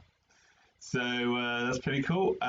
2 Battle Rages though, pulling all those armies in together, making it 2-drop at 1930. 1930 that, guys. And a BCP ranking of 4790. Quite a list. What are your thoughts, sir? Firstly, I really want to see the Ragers. New models. They look really good models. So I actually want to just have a look at the models. Yeah. The army in itself, it's a fairly self-explanatory list. It will get in there. It will smash. The Maw Crusher, we've seen it many times. It does its job. It builds up throughout the game as well. So it gets extra damage and rend, is it? Or something like that? Yeah, I believe it's attacks and rend, isn't it? Yeah, or something along those lines, yeah. Some of their weapons, as it kills models, so it sort of actually builds up every turn, as long as you kill something. Kragnos in there is a really interesting thing because it gives 3d6 charge to pretty much everything. So you're gonna get everything in there, and it's just gonna be a fight in the middle, just charge in, smash, see what happens. Yeah. I really want to see those Rangers actually getting combats. Their stat lines and stuff look really interesting. Yeah. 100 points, maybe you don't expect too much, but I feel like they're going to do a lot more than you would imagine for that points. Yeah, I agree with you. I think that the early games, I've heard positive things about that particular unit. And as long as they're used correctly, because as you said, there's only 3 of them in there for 100 points. As long as they're used correctly, I've heard they do good things. So it'll be really nice to see how they play out against the armies that we have at this tournament. This list does scare me. The idea that a Maw Crusher against my Gits, I could take out a Maw Crusher quite comfortably. But the idea that you also have Kragnos on the battlefield means that you then have 2 large, smashy models on the battlefield, which won't go down too quickly. You really have to pick and choose how you're actually going to try and eliminate them off the board. So, yeah, and then Gore Grunters, always good. Yeah, 170 points as well. They're cheap. They're cheap for 3 Gore Grunters. Overall, this is a pretty cool list, I have to admit. Sorry. And then the Auto Brutes, yeah, that's still, I think they're 3 wounds apiece, so that's 15 wounds there. And they have a lot of attacks when they do get in. So, yeah, it's Iron Jaws. What's not to love? It's a whole lot of smashy. Any final thoughts at all?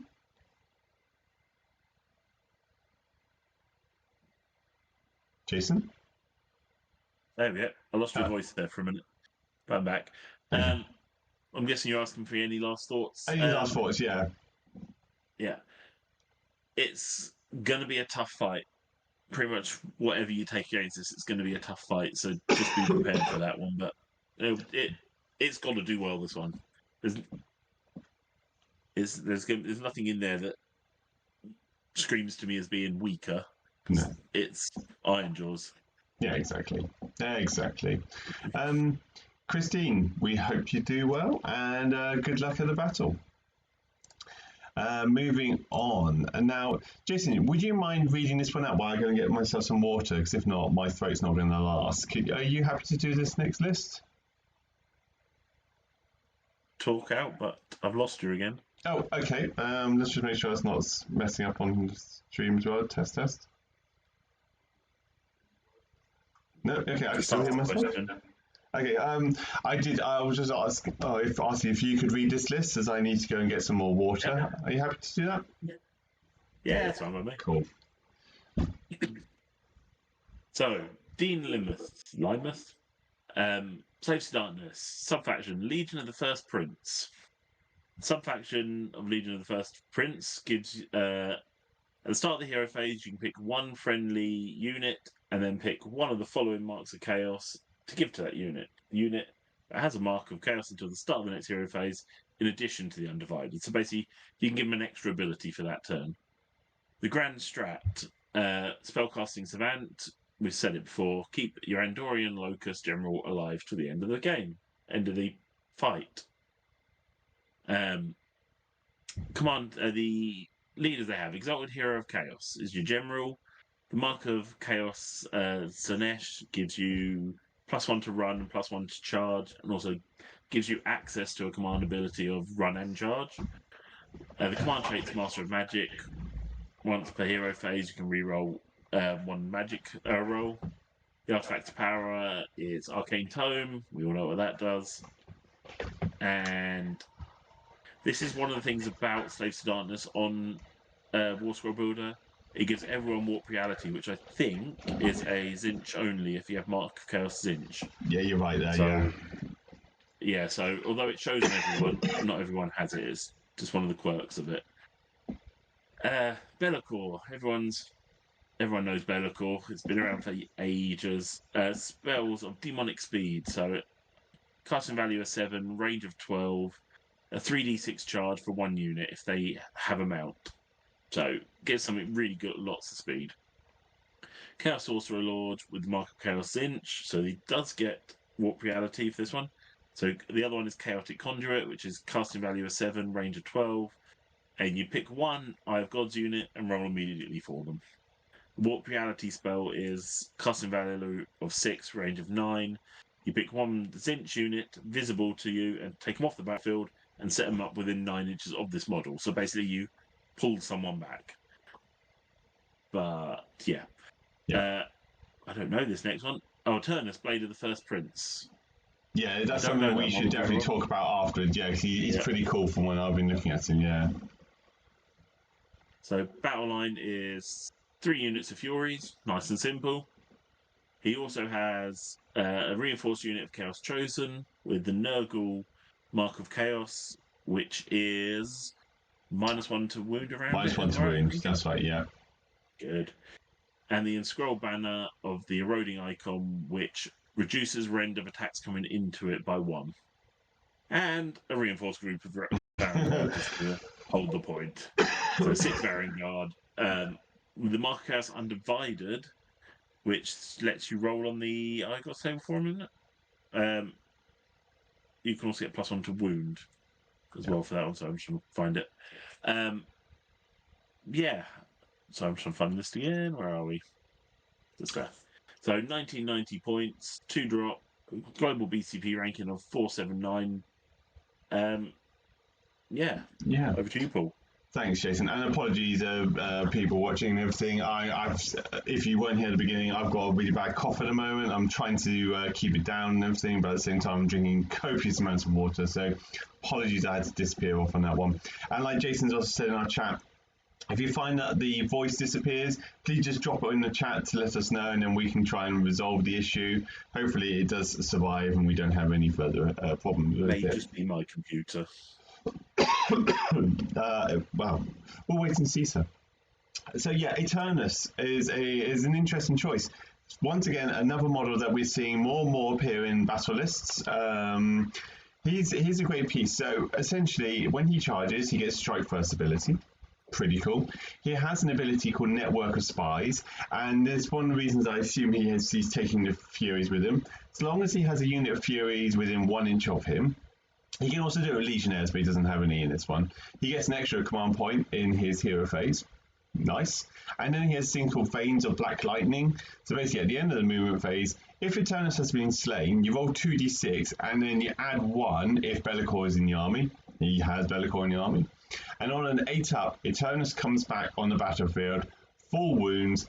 He's basically just comes back on the board, 9 inches away from enemy units. And you can do this more than once. You can take him out every battle round, and he can come back again. So he's a really cool model for 180 points. I love him in terms of the actual model himself. Fantastic piece. Not that I would ever play Saves to Darkness myself, I don't think. But if I did, I would probably base an army around Eternus. So I just love the model and the idea of him, but the background of him. But overall, though, like you said, Jason, we've got the Vanguard in there, we've got the Reinforced Chaos Chosen in there, Furies, which could just fly around and be pains on the objectives, and then you have got Be'lakor as well, doing what he does best. You've got the Hero Chaos as well, keeping up all the magic side of things, and being his general as well means that there's a chance that he actually survives a little bit longer than the Chaos Sorcerer Lords. Overall, it's a cool list. That's what I have to say about it. You could easily have Eternus riding alongside the Vanguard. You can have Be'lakor out somewhere, stopping an enemy unit, doing what they want to do when they want to do it. Chaos Chosen aren't going to be going anywhere fast with that kind of setup with the Nurgle and the Eroding Icon. And the Chaos Hero, the Exalted Hero, he's still powerful. He is good on this one. So any thoughts for yourself though? It's a strong list. The battle lines, the Streets of Furies, you've got to catch up to them, but they're not overly strong. But that's what he's done. He's built it around more elite units, so Chaos Chosen, Vanguard. I've never seen a Turnus before, but now I was reading his war score in the background. Yeah. He is a really nice little model. And his attacks are not weak either. No, they're not, no. 5 attacks, 2 rend, 2 damage. That's one of his profiles. One, yeah. I'm shocked I don't see him more. You're shocked we haven't seen him before. Well, I haven't seen him before. Yeah. But yeah, no, apart from that, it's just a really nice list. I like it. And clearly, ranking of 479. Yeah, I was going to say the same thing. You were just going to say. Yeah, it's he clearly knows what he's doing though. He's got a good BCP ranking, which means he's certainly played well before. And Dean, we can't really fault it. We hope you have a really good day on this one, and it looks like a great list. So good luck on that.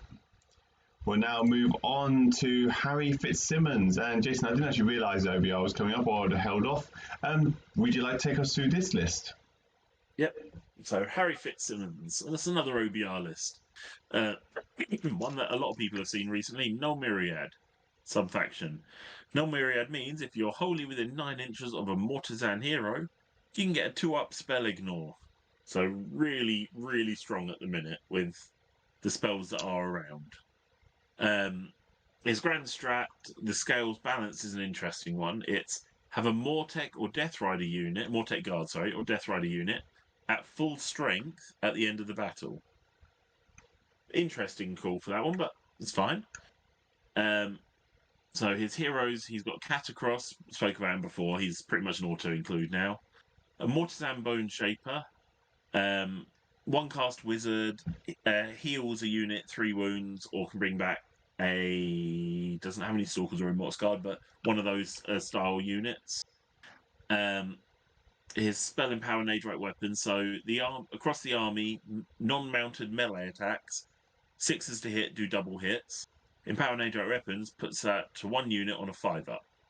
So it makes one hit a bit harder. Liege Kavalos is his next guy, mounted hero.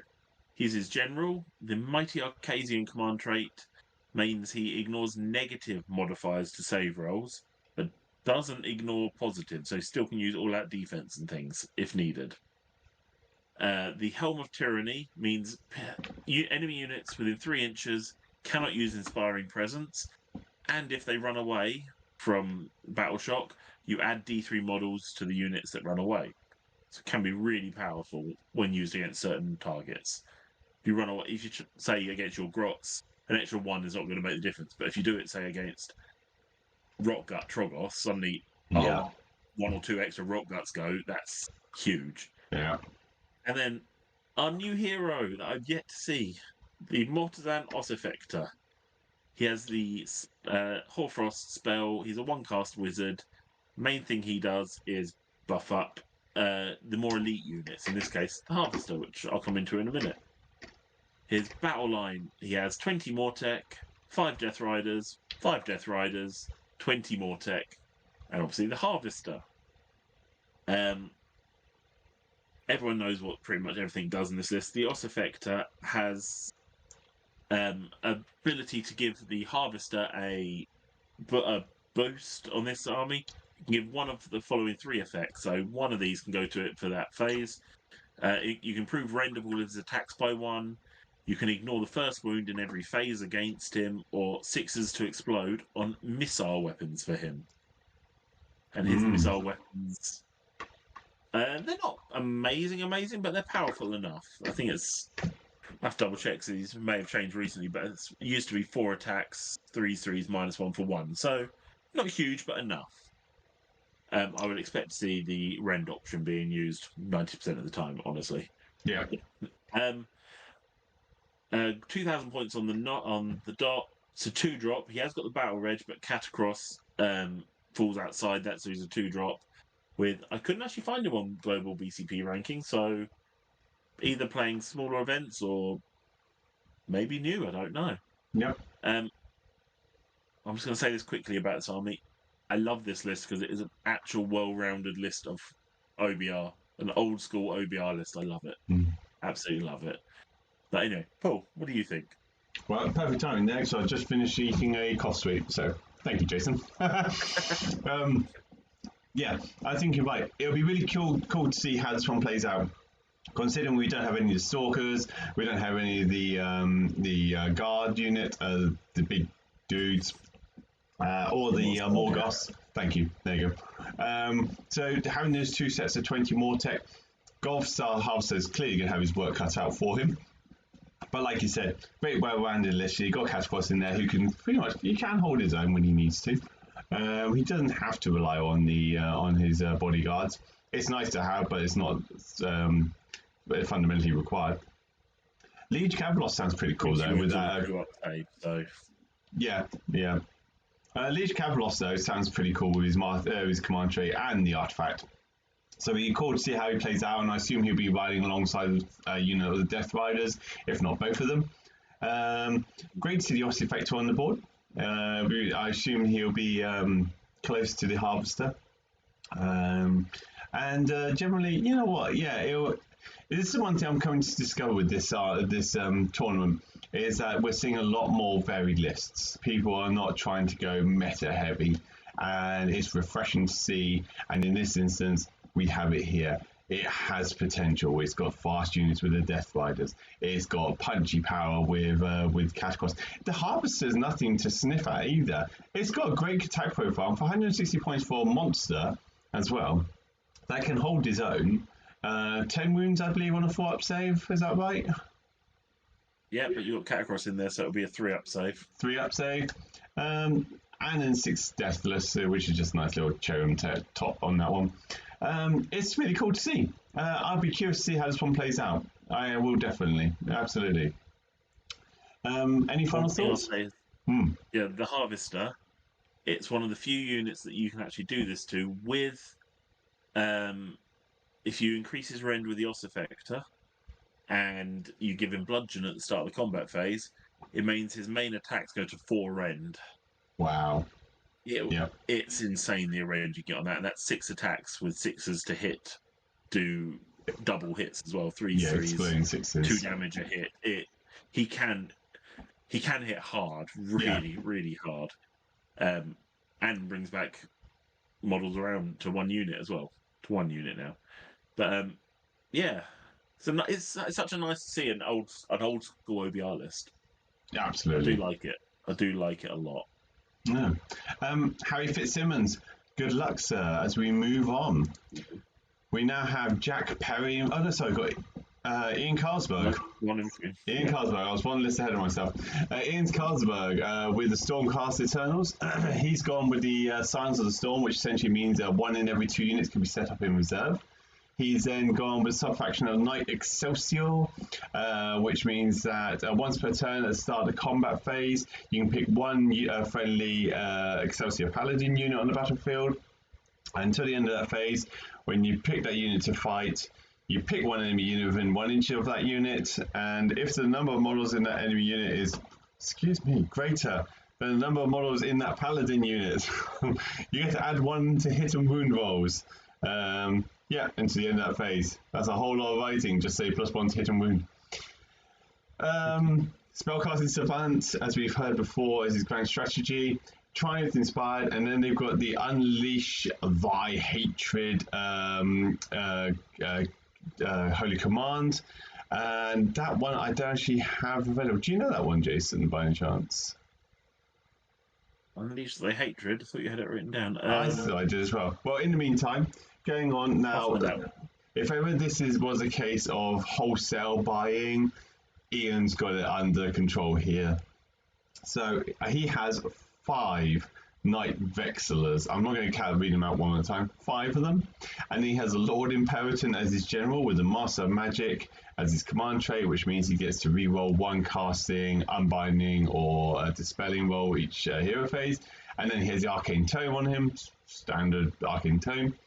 Battle line, he then has 7 units of Annihilators, and then for a little bit of change and a little bit of twist in flavour, 1 unit of Liberators. 2 Battle Wedges though, and an Everblaze Comet as his endless spell. He is a 2-drop, 1980 points, with a global BCP ranking of a gentlemanly 14,794. Do you have any luck with the Unleash Thy Hatred? Yeah. The Holy Command is... the Unleash Thy Hatred is once per battle you can command a friendly Paladin unit and they add 1 to their attack profile to the end of that phase. Cool. Boy, isn't So that you fun? guess where that's going to go. Yeah. Before I pass on to Jason, the one thing to think is I can see Michael in the chat is actually saying it's his Dream Stormcast list. Night Vexillers, once per battle, they have a 24-inch range on this one. Pick a point within 24 inches on the board. All units within 6 inches of that point suffer D3 mortal wounds. He's got 5 of them there. Yep, you can see what's going to happen there. The Annihilators as well. After setting this up for the first time on the battlefield, because they can come in from reserve, all enemy units within 10 inches of this unit on a 3-up suffer D3 mortal wounds. Plus, they can reroll the charge for that turn that they're set up in. And also they have Force of the Falling Star, which essentially is the impact charge mortal wounds. Rolled number of dice equal to the charge roll, and then -1 is this unit has 2 or less models on it to your dice roll, and on a 4-up, the enemy unit takes mortal wounds. So a whole lot of mortal wounds spam on this one. And yeah, let's just like Ben was saying in the chat as well, so much deep strike capability in this one. Jason, what do you think there, sir? I was just working out the numbers. There's a really important reason for those Liberators. It puts his unit count up to 14. 1 in 2 can go in the reserve, so that means 7 units. And how many Annihilators are there? 7. So they can all go up there and then do their mortals on the mortal bomb sort of dropping on you. So there is going to be so many mortals flying everywhere from this army. Yeah. And Annihilators aren't anything to be pushed about it. They've got a really good save. They've got crazy attacks, really powerful attacks. I'm struggling to find a single thing that would stand up to this list, honestly. Yeah. Yeah, I mean, with all the Annihilators off the board, if you can take first turn, you may be able to take out some of the heroes, maybe? Yeah, but that's then true. drop all the Annihilators on you and wipe you out. I honestly don't know. I think this list is probably one of the strongest for this tournament. Simple as that. I don't even know where to start on it. It's going to be so crazy powerful. I think it has potential. It could struggle against perhaps chaff armies, because D3 mortal wounds coming in is like against elite armies. I think it could be quite devastating, or have the potential to devastate, because they come in, they do their impact, they do their blast hit, they then do the impact hits, and then they get to fight. So yeah, I think against more elitist based armies, they could struggle. But you only have to have a chaff army that kind of just wipes off the D3 mortal wounds. It may struggle. Saying that though, like Michael said, this has a lot of potential, and I can see why Michael likes it. Like Ben has said, he's going to lose sleep over this list. Yeah, I can understand that. Yeah, I can understand that. It's wholesale. It's a wholesale list. And Ian, we've gone over your list before. We're quite surprised at your BCP ranking, because you've brought some really strong lists in the past and everything. But we hope you do really well with this one, because I think this could do well against the armies that we have in this tournament. Any final thoughts, Jason? Nothing more than I've said. I feel like Ian will be top 3 minimum, sort of thing. I feel like it's that strong a list.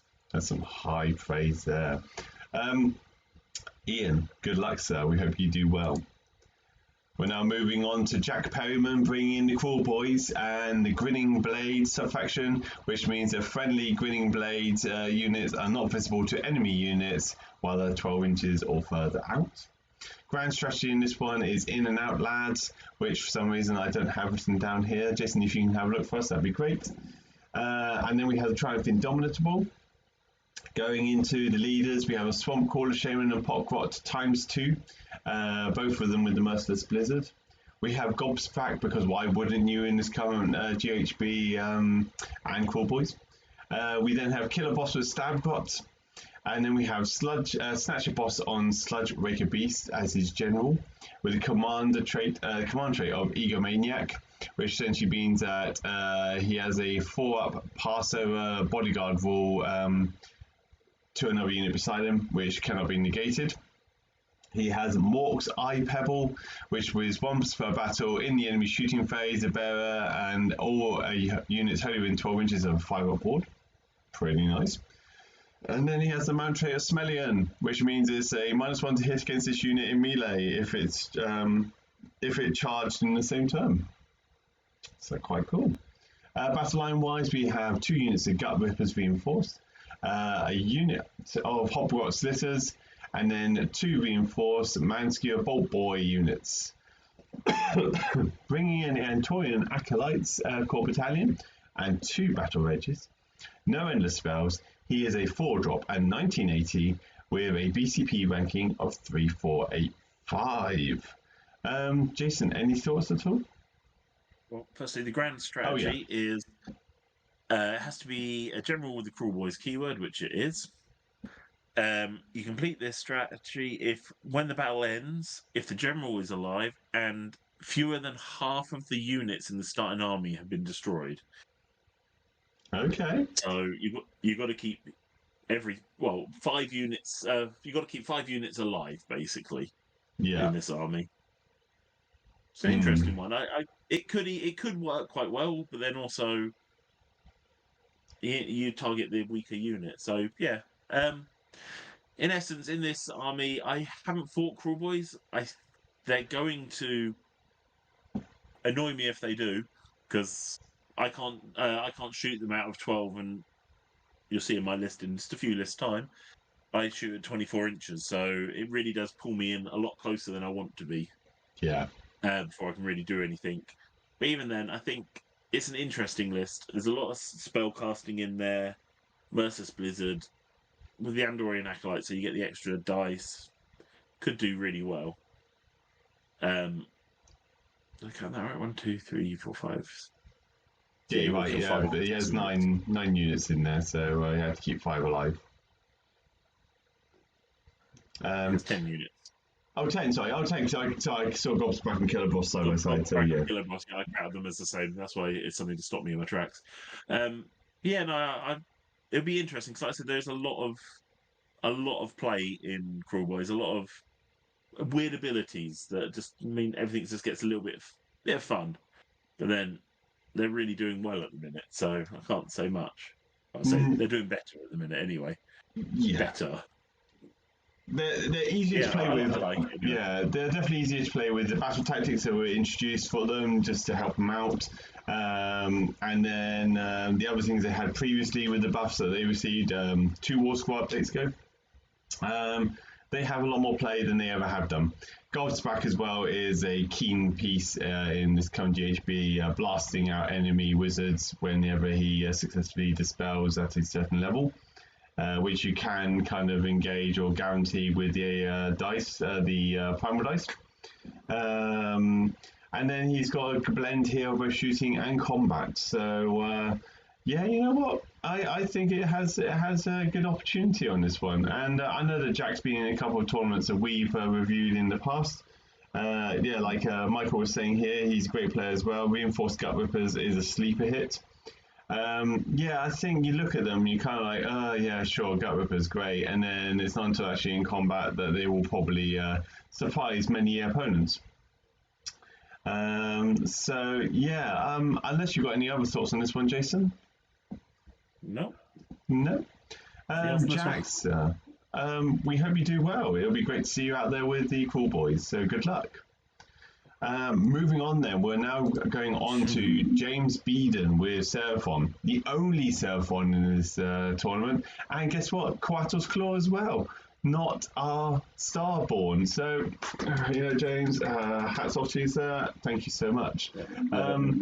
Coatl's Claw then, the sub-faction, is essentially +1 to wound for attacks with melee weapons made by Saws or Coxigor. Grand strategy is Overshadow, which means eliminate all the enemy battle line and keep at least one your battle line alive, and with the Triumph of Bloodthirsty. In this then, he has a Saurus Old Blood on Carnosaur as his general, with the command trait of Vengeful Defender. That means at the start of your hero phase, if this general is wholly within your territory, you can pick this general and up to 2 friendly Saurus or Corkscrew units wholly within 12 inches of this general, and they can each make a normal move. You then have a Saurus Scar Veteran on Agrodon with the artifact of the Arcane Tome, and then he has a further Saurus Scar Veteran on Agrodon. He then brings in 6 Agrodon Lancers, 6 Agrodon Lancers, 3 Agrodon Lancers, 3 Agrodon Lancers, and to keep something on the ground, a Steggy with a Sky Streak Bow. Battle Regging this is a 1-drop at 1980 and a global PCP ranking of 3362. The Agrodons hurt, Jason. What do you think, sir? Having coming out of the LGT where I fought 2 Starborn Seraphon and 1 Coalesced Seraphon, I actually really like this list just because it's fun to see a Seraphon list like this. The Agrodons are... They don't look like much. They just look like normal mounted sort of people. They're not. They've got some serious punch to them, and they hang about. They really do. I was shocked at how much I put into a group of 6 of them. I can't remember now. Various shots, and then I think the Achillean King and like 4 sharks into them, and they survived with 1 model left. my dice weren't great, but they weren't bad either. So it survived somehow, which is annoying. To see that many Agrodons on the board, there's going to be so much speed, so much mobility in that army. It's going to be fun to see. How can I say this nicely? I want to see it, but also I don't want to play against it necessarily, but I kind of do because it'll be a fun army to play. The Stegodon in itself is scary enough. Again, 10 wounds, 4 up saves. Nothing too crazy, but for the abilities it has, it adds a lot to it. I do like this list. I lost to it, but I still like it. Things to point out with this one, viewers, is the Agrodon Lancers, they have a thing called Primal Rage, and essentially the rage score starts at 0, and at the end of the combat phase, if the unit is within 3 inches of enemy units, you increase it by 1. If there are no enemy units, it resets to 0, but whilst the rage score is at least 1, you get to add it to the attacks characteristics of the Pikes and its Talons, so we get more attacks building up in those units. Stegodon in the combat phase, you get to pick a unit with 5 or less models within 3 inches of it, and the Stegodon gets a +1 to his save when that unit fights. It also has impact hits, which is later on to up D3 mortal wounds. Carnosaur stops in Inspiring Presence within 3 inches of it, and it can also issue the same command 2 times, with no point being spent on the second time. It's all these small little things which actually builds this up to being quite an aggressive and offensive army to be working with and fighting against.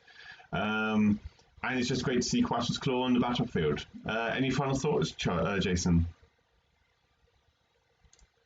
Nothing really huge to say. I think it's going to be fast, fighty, biting sort of army. So I think it's going to be fun to see it on the battlefield. That many Agrodons charging over the battlefield. Just be a bit of a difference for Seraphon. Yeah. The normal Seraphon we think of. Yeah. James, good luck with this list, and we hope you do well. We now move on to another one of our rusty nukers, and he's bought a hell of a lot. So much so we've had to change the slide around a little bit. James Linford, he is bringing Slaves to Darkness with his Cabalist subfaction, which means that all heroes are wizards, and any heroes that are already wizards get +1 spells and +1 to the spell casting, should I say, and they get to know another spell. In addition, if you use the draw on power heroic action, you can do the same action with another hero within 3 inches. Grand strategy is follow the path to glory, which potentially means you have to roll Dark Apotheosis on the Eye of the Gods table. Straightforward enough, but I've seen it done. It is doable. And then here we go. So he has an Exalted Hero of Chaos with the Undivided Mark, and he has a Horfrost and Merciless Blizzard on him. He has another one with Chaotic Conduit and Merciless Blizzard this time around. He has a Chaos Sorcerer Lord with Slanesh, Mark of Chaos, and Demonic Speed, Horfrost, and Warp Reality, although the Warp Reality is null and defunct. He has a Chaos Lord, although we call it Chaos, a Chaos Lord or Manticore as his general, with the Mark of Slanesh, and the command trait of Idolator Lord, which essentially means that 1 or 2 wound models cannot contest objectives within 6 inches of them. He then has the artifact power called the Conqueror's Crown. Oh no, so that's what that one does. Apologies. I had to give that one. Yeah, the artifact does that. Yeah, if you can find out what the Idolator Lord does, that'd be great. Spells though, he has Binding Damnation and Demonic Speed, and he also has a Prayer of Healing. He then also has a further Exalted Hero of Chaos, Undivided with Chaotic Conduit and Merciless Blizzard. Battle line wise, we have Corvus Cabal, we have a reinforced unit of Chaos Warriors, a Chaos Chariot, a unit of the Unmade, and then a reinforced unit of Chaos Chosen, and he still managed to afford a unit of Vanguard with a core battalion of Warlord and Battle Reg, and a Suffocating Gravetide, because why not? It's not as if he hasn't got enough in his army already. He has 5 drops, 2,000 points, and a global BCP ranking of 764. Any luck with the command trait, Jason?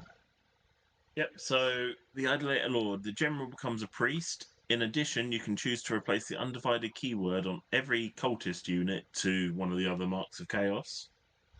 Okay. And all cultist units must be given the same keyword and it must be one this general has too. So basically, you can change the keywords to what the general has, sort of thing. Yeah, which absolutely. I don't know if he's actually done any. No, he doesn't have anyway, but that's fine. It basically becomes a priest. Yeah, exactly. And he's got a heal on it. James Linford is pretty darn good with his chaos. Any thoughts on this one, Jason? There's a lot there. There is. There really is. I mean, chaos. Everyone knows what chaos warriors are. They're really potent little men that don't go anywhere, especially with Nurgle to -1 to wound, and the eroding icon, so ignores 1 rend. Yeah. They ain't going anywhere. The little heroes, I found them to be a little bit fighty, nothing too crazy, but then they're only 90 points. What do you expect? Mm-hmm. The Exalted Heroes. So I don't know much about the thing. Varangard as well, you know, and Chaos Chosen. You see them all the time now at the minute because they're strong. Simple as that. They are really, really strong. With the Slanesh Mark of Chaos, +1 to run and charge, they're going to get where they need to be, sort of thing as well. So it's going to be a slog, this fight. The amount of units, like models they have in this fight, is going to be a real slog to get through all this. Some really powerhouses behind it. Yeah, it's nice to see quite a varied list with a lot of different units. You've got the Cabal in there, you've got the Warriors, Chariot, Unmade, Chosen, and Vanguard. It's like one of every kind. Pick and choose. And to help him also with his grand strategy as well, like the Chaotic Conduit spell is a casting value of 7, it's 12-inch range, and you get to pick one Eye of God's unit, and they get to melee roll. So you can potentially do it on one of your heroes and get that kind of reinforcing that grand strategy. Yeah, you know, it's interesting to see how this one plays out, considering what's on the board. There's enough control. There are enough models in this army to control and focus down enemies as well. The Varangard and Chaos Chosen can be rather punchy, and you've just got other models or other units to kind of take and hold objectives. It's a well-rounded list, in my opinion. Any final thoughts at all? Nothing really. I mean, it's just going to be a very hard list to get rid of. Yeah, you're gonna have to work your battle tactics around this list. But yeah, I think he'll do well. Yeah, absolutely. He's got the experience to back it up as well, which is really nice Yes, to see. that's very true. That's very true. James, we hope you do well, mate, and it'll be good to see you on Sunday. Good luck. Now, moving on to our co-host list. Jason, would you like to take us through your rather elitist army here? Yeah, why not? So I'm taking IDK because I love it. Subfaction Futhan, however you want to pronounce it, Exactly. basically means I can take the Bloodthirsty Shiver Sharks, the Alapexes, and they become battle line. Triumph Bloodthirsty. It's fairly simple. So my leaders, the Keelian King, basically full Slap King setup. So Unstoppable Fury, we spoke about already. +2 to the attack profile for every enemy unit within 3 inches when he's affected by High Tide. The Void Chill Darkness, -1 to hit for enemy units within 3 inches of him. He can be a bit flimsy, but usually keeps him alive for a bit. The difference a lot of people I'm using is the Nullstone Adornment. The Polished Nullstone Pebble gives him a 4+ spell pass over to another unit within 3 inches. If there are no units within 3 inches, it's a 4+ spell ignore. Basically, just to try and keep him alive from that side of it. The one that you don't see very often, the next one, which is the High King of the Deep. He's basically the named version of the Achillean King. Slightly less attacking power, but slightly different abilities. Like he has a 3+ spell ignore. The main thing, 9 bloodthirsty sharks. And then a group of Morsar Guard, three eels at the bottom of the list. Yeah. So I'm at 1970. I'm a 2-drop. My ranking is 3680. Yeah, it's a horrible list. I love it though. I love playing this list, not because of the power. I just love playing with sharks. I think they're so fun to play with, even when they're rubbish. I love playing with the sharks. Effectively, they've all got the razor shell harpoon, so each shark has 4 shots. So on this one, that's 36 shots, 3s, -1 for D3 damage at 24-inch range. And then they're good in melee as well, because they hit damn hard in melee. Yeah.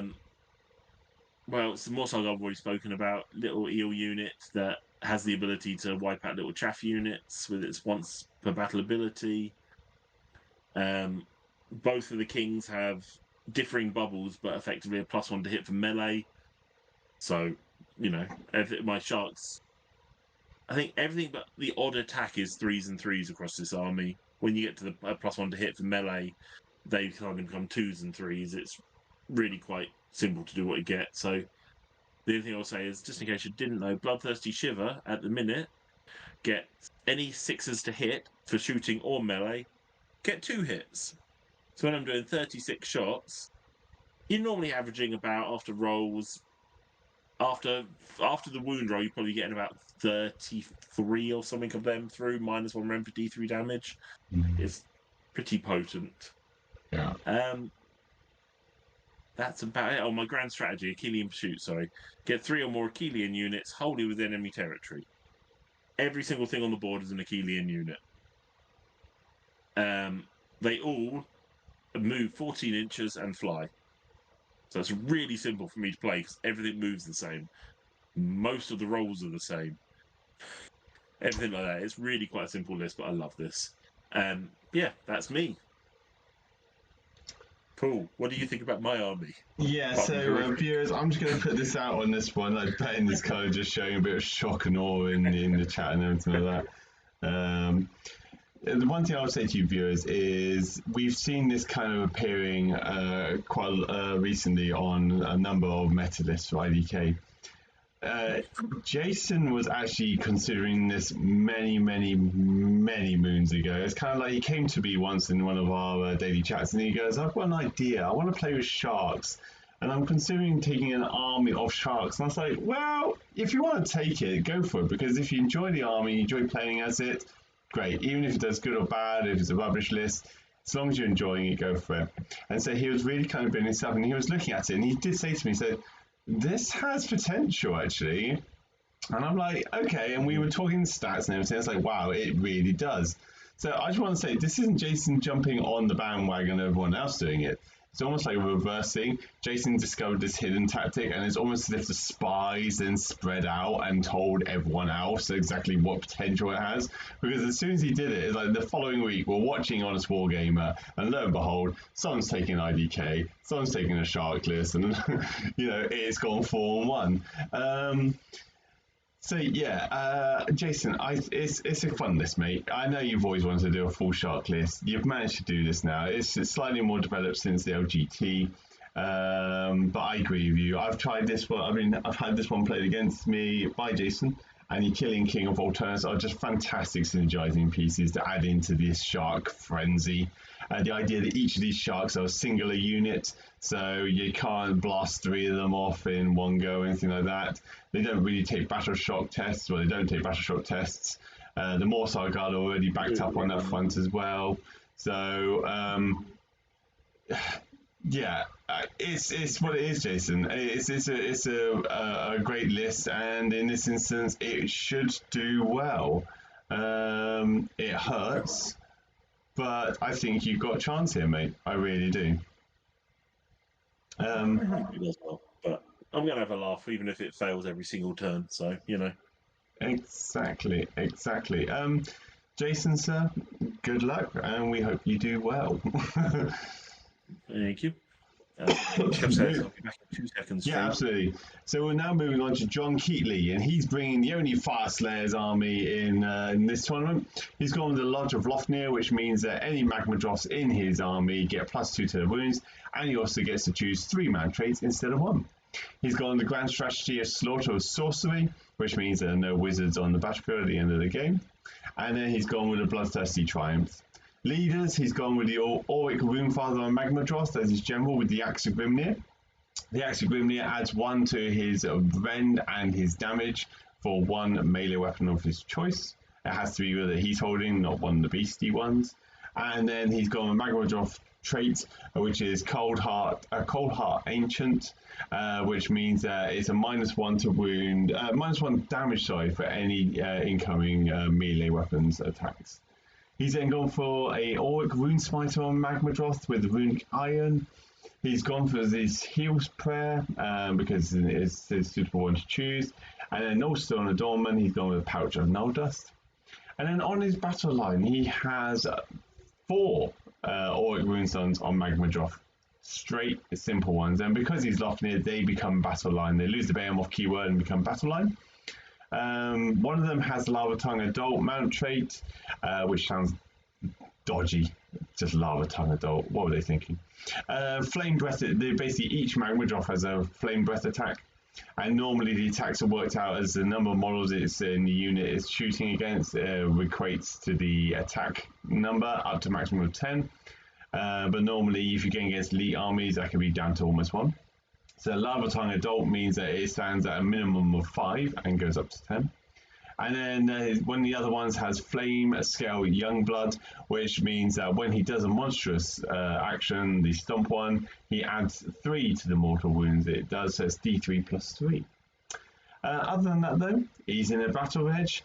Because they're all monsters and everything, it still makes him a 2-drop, 1970. And a global BCP ranking of 413. Now, the one thing we did pick up on this one, which we have alerted the organisers to, is that John, in all his grand scales and everything, forgot to choose a command trait. So hopefully he will choose one before the tournament. But in this instance, we're going to see lots of monsters here. Jason, any thoughts at all on this army list? I've never fought a full Magma Dross list. I think this is. I think I would actually like to fight this just because I think it would be fun to see 6 Magma Dross on the field. Mm-hmm. Yeah, I think they could do really well against me, but yeah, I think this. I think that'd be a nice list play. Having that many, so the Runefather itself with the Axe of Grimnir is insane, absolutely insane. You've done it to me many times, and it's scary. it's when that scary. hits you, you know it. Yeah. Yeah, I think it's going to be an interesting list. The Magma Dross themselves are pretty powerful. They do go down, but then he's got 6 of them, so it's fine. What? So I don't know if you said it. Sorry, I wasn't actually here. But one of the rune sons has the javelin, so he's got a bit of range on that as well. Oh And yeah, he also, does. Yeah, he does one play javelin. Yes. Yeah. Three has just the normal axes, which is a little bit different again, which is nice. Yeah. Yeah, I don't know how well it will do because of the armies that you're going to get up against. So the hordes, basically, which seems to be what's coming out these days. I think that could do well against a single model like this, but I've been wrong many times before. That's why my ranking's so low. So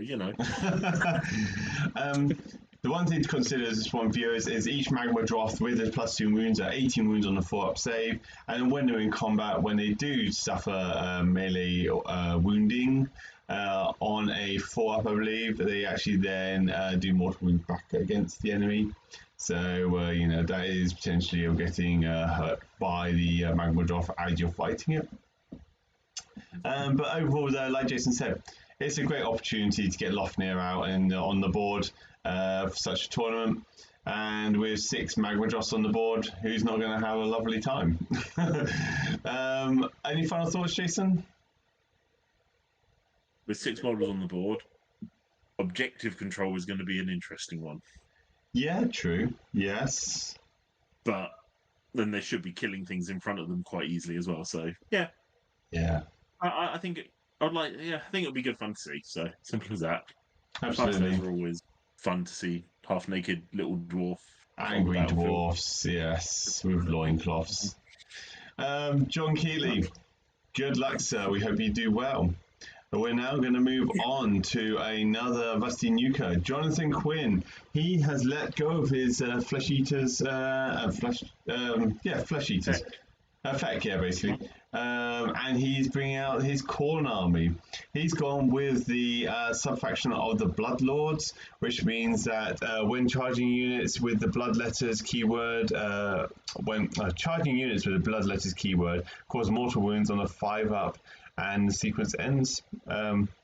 When charging, units with the blood letters keyword cause mortal wounds on a 5-up, and the sequence ends. Sorry, there we go. Got that in the end. Grand strategy slaughter sorcery. So basically, no wizards left on the battlefield. Hasn't chosen a trident, which we would suggest you should do, Jonathan, considering you're 1990. Leaders wise, then he's gone with Scarbrand. He then has a Bloodmaster as his general with the embodiment of Wrath, which means that in your hero phase, all blood letters wholly within 16 inches on a 2-up can return D3 mortal wounds. D4 mortal, sorry. Wounds. You can see I'm getting tired. He then has the Halo Blood artifact, which gives him the ability to strike first. He then has the Killer Instinct prayer, which we heard about before. Answer value of 3, 16-inch range. Pick a friendly unit not in combat, and they can make an immediate move. He then has the Bloodmaster with the artifact of Argath, the King of Blades. We've seen this one quite often, which essentially means no ward saves allowed for units within 3 inches of the bearer. He then has given him the prayer of Bronze Flesh, which has an answer value of 3 and a 16-inch range. Picks an enemy unit that's not in combat, and they must make an 18-inch move immediately towards the caster, and they can end up finishing combat. He then also has a Slaughter Priest with the prayer of Blood Sacrifice, which is an answer value of 4, 18-inch range, and he chooses a friendly unit which takes D3 mortal wounds, but as a consequence you get an additional blood tithe point. Battle line wise, he has 2 units of Flesh Hounds, 10 blood letters, 10 blood letters, 20 blood letters, and then 10 blood letters, and then he has 3 Blood Crushers. With the Warlord Battalion here, he is 11 drops at 1990 with a global BCP ranking of 1927. Nice to see him taking a different army, Jason. What are your thoughts? I have fought Bloodletters before, didn't think much of them, then I fought them, and they're scary with the mortals they can do. They just ping them back at you, and it ripped through. I mean, I was using a Mortis Guard 2-up saves, and because of the mortals, it just ripped through everything I put in front of them. Yeah. And that many Bloodletters is horrific. There's, what are they, 20, 30, 40, 50 Bloodletters on the field. 50 of them, yeah. Scarbrand, is going to mortal bomb something, do really well. I think it is an interesting list. Fleshhounds can either move fast or create screens. I think it's actually quite a nice thought out list. Yeah. And it's nice to see Jonathan Gwynn not using Feck. He does really well with Feck. He loves his Feck. Oh, he But it's loves nice him. to see Yeah, him he's actually go to fantastic with another them. army as well. Yeah. Which is really cool. Yeah, no, absolutely. Something to consider here, viewers and everything. Bloodletters, they have sixes to hit in combat, doing mortal wound instead. Just flat out mortal wound, great. And considering his command trait ensures that he can bring back D3 bloodletters out of each of those units if they're wholly within 16 inches. Pretty, pretty cool. Excuse me. And the blood crushers also have impact hits. Roll a dice for each model in the unit within 3 inches of this unit, sorry. And on a 2 to 4, it does a mortal wound. And on a 5 up, it does 2 mortal wounds. What's not to like? And it's a great all-round army. And it's great to see that there's one Bloodthirster in there. And there's sensible units and they're heroes. It'll be cool to see how he plays out on this one. Any final thoughts on this one?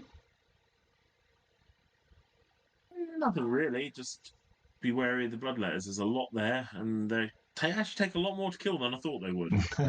Really do. But no, good luck to him. Good luck to him. Really nice bloke. Really, really nice bloke. Absolutely. Jonathan, we hope you do well, mate, and great to see you on Sunday.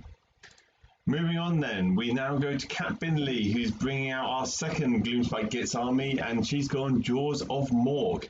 Gone with the grand strategy of Protect the Shrine, which is essentially the case of you have to have no enemy units within 12 inches of the shrine, and you have to ensure the shrine has not been smashed to rubble. Triumph is indomitable.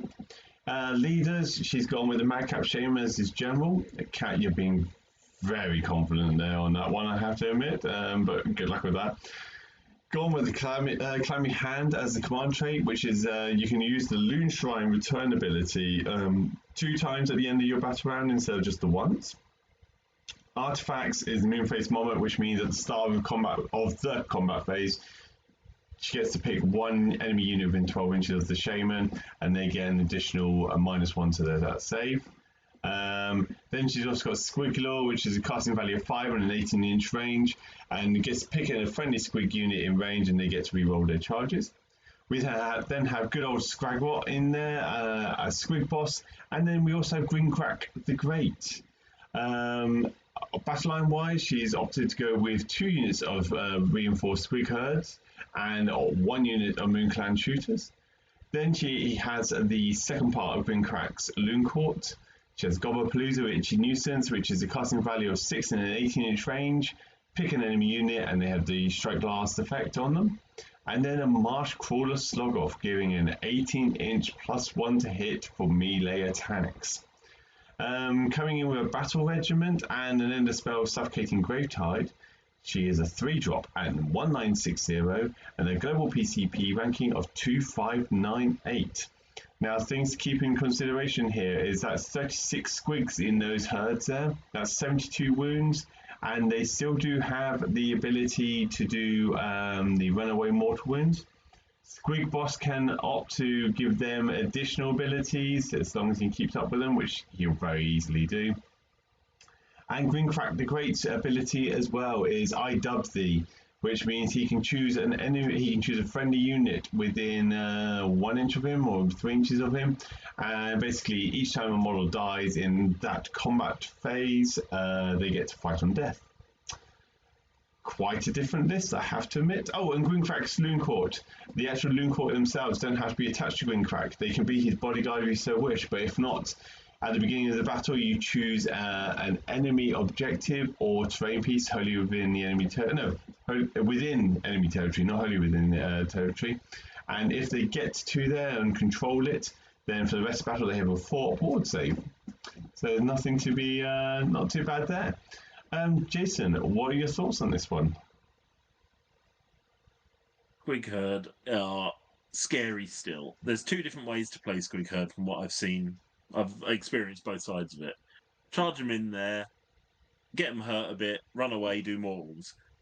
That has been nerfed a little bit because you do the mortals to the nearest unit now. Whereas you used to run it into the front lines and do mortals over the top to the heroes behind them, basically. So it has been nerfed a bit, but even then, there's still a lot that could easily be done there. The other side of that is, with all the buffs that the Squig Boss stuff can get, they can do some serious damage. Jaws of Mork with mortal wounds on, I can't remember what it is, hits of 6. Can do a mortal wound in addition.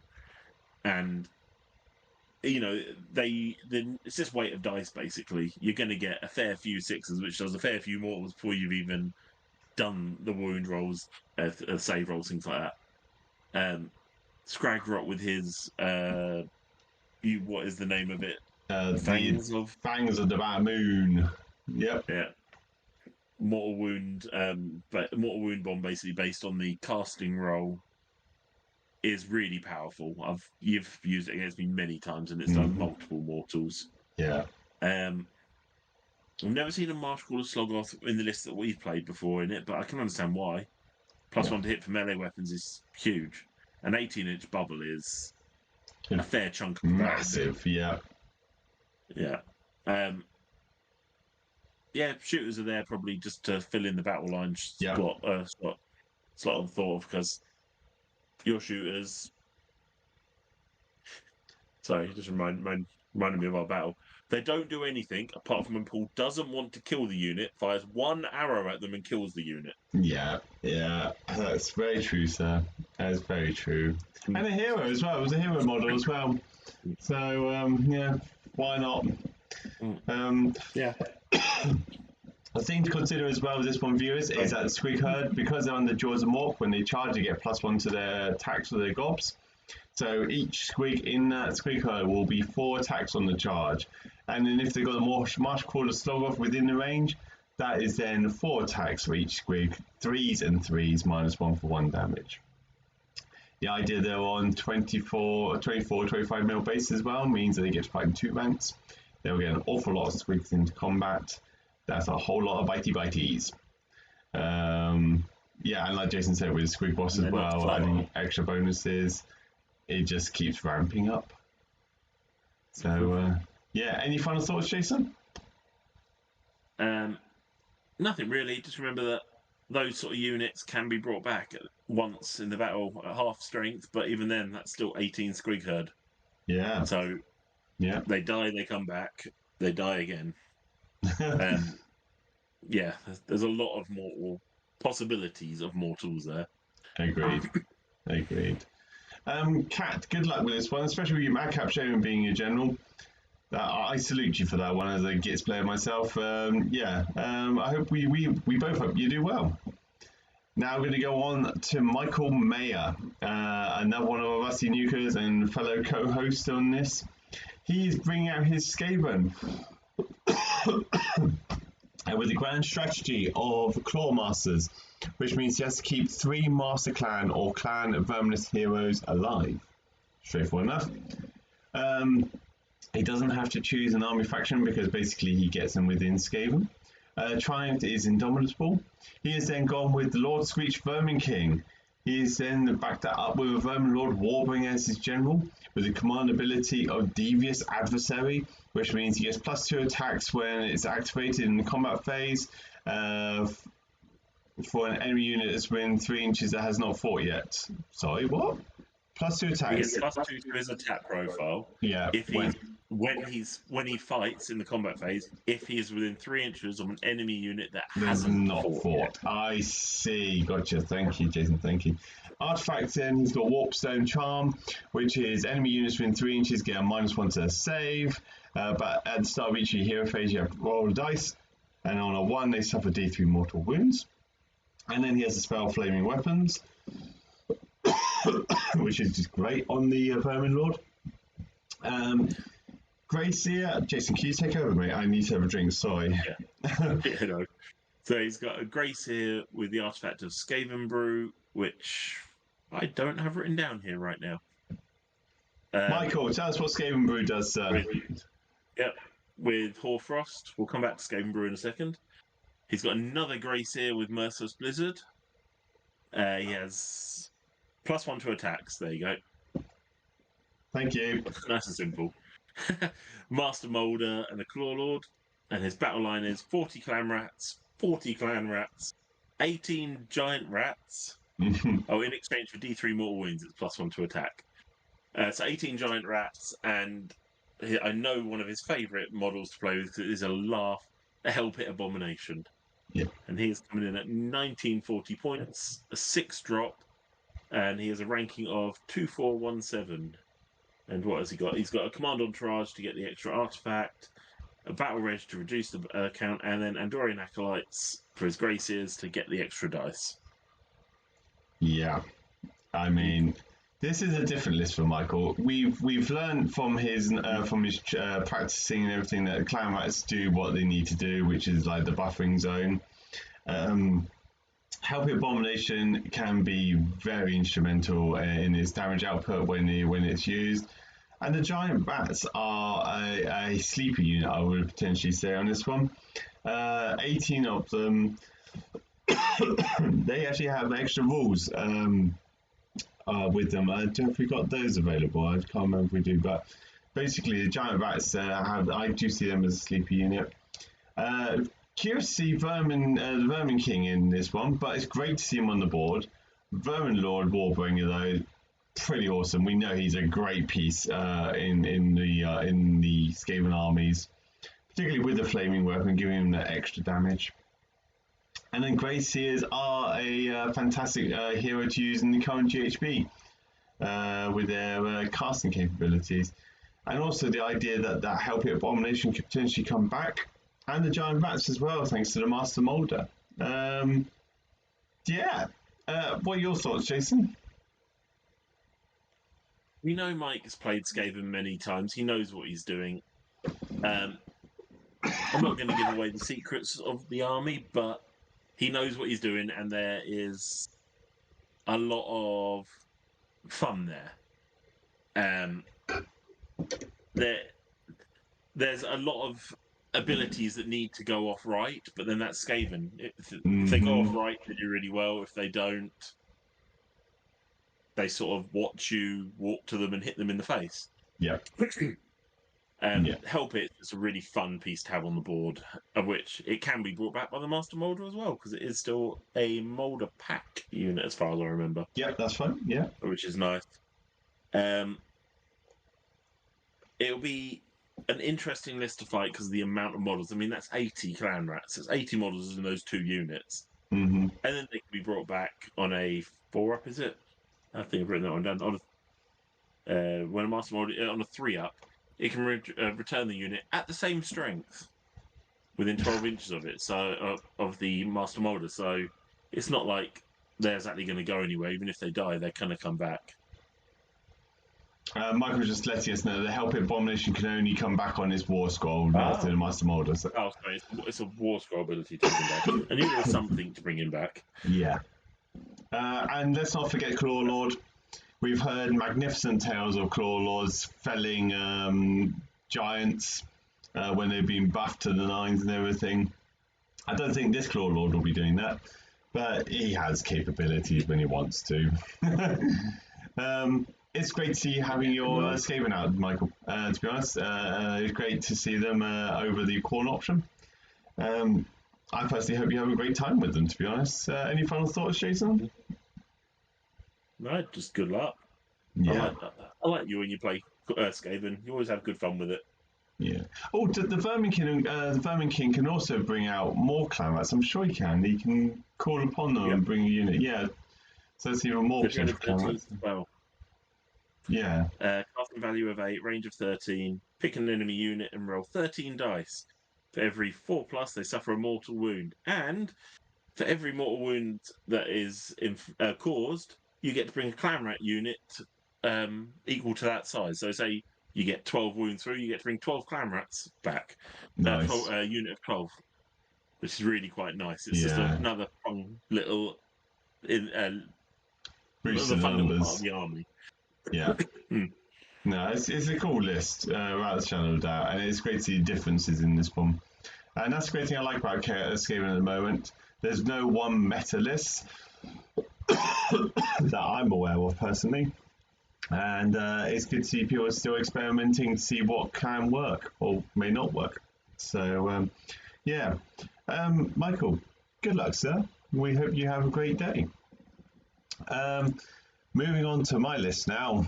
Yeah, here we go, guys. Not much has changed since my LGT list, but here we go. So I'm going in with Gloomspike Gits and Glog's Mega Mob, which means that in the hero phase I can regenerate, and also after the Trogs have fought in combat, they can immediately regenerate. Grand strategy is Chasing the Moon, which means my general has to stay alive for the battle and be affected by the light of the Bad Moon for at least 3 battle rounds. And then my Triumph is Indomitable. My leaders is a Dankhold Trog boss by the name of Skrog. He's a general with the command trait of Alpha Trog, which means he becomes a monster and he adds 2 to his wounds.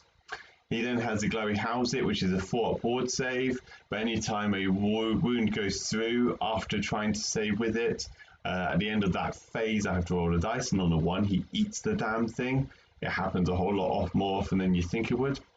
I then have a Loon Boss. I then have a Fungoid Cave Shaman by the name of Zograt. He's got the Moonface Moral, which we heard about before, and he has the spell of Itchy Nuisance, which is the Strike Last spell.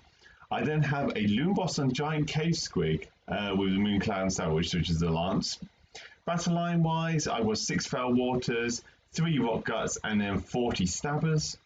And then following him up on that one, I've got the Gobblepalooza, 10 Loon Smasher Fanatics, and 10 Boingrot Bounders. With the Battle Regiment and Warlord, I'm 5-drop at 1980 and a BCP ranking of 2302. Jason, what are your thoughts? I've fought this list and a lot very similar to this list a fair few times now. You know what you're doing with it. There's a lot of fun little things that you can do. I'm trying not to give too much away of your army here.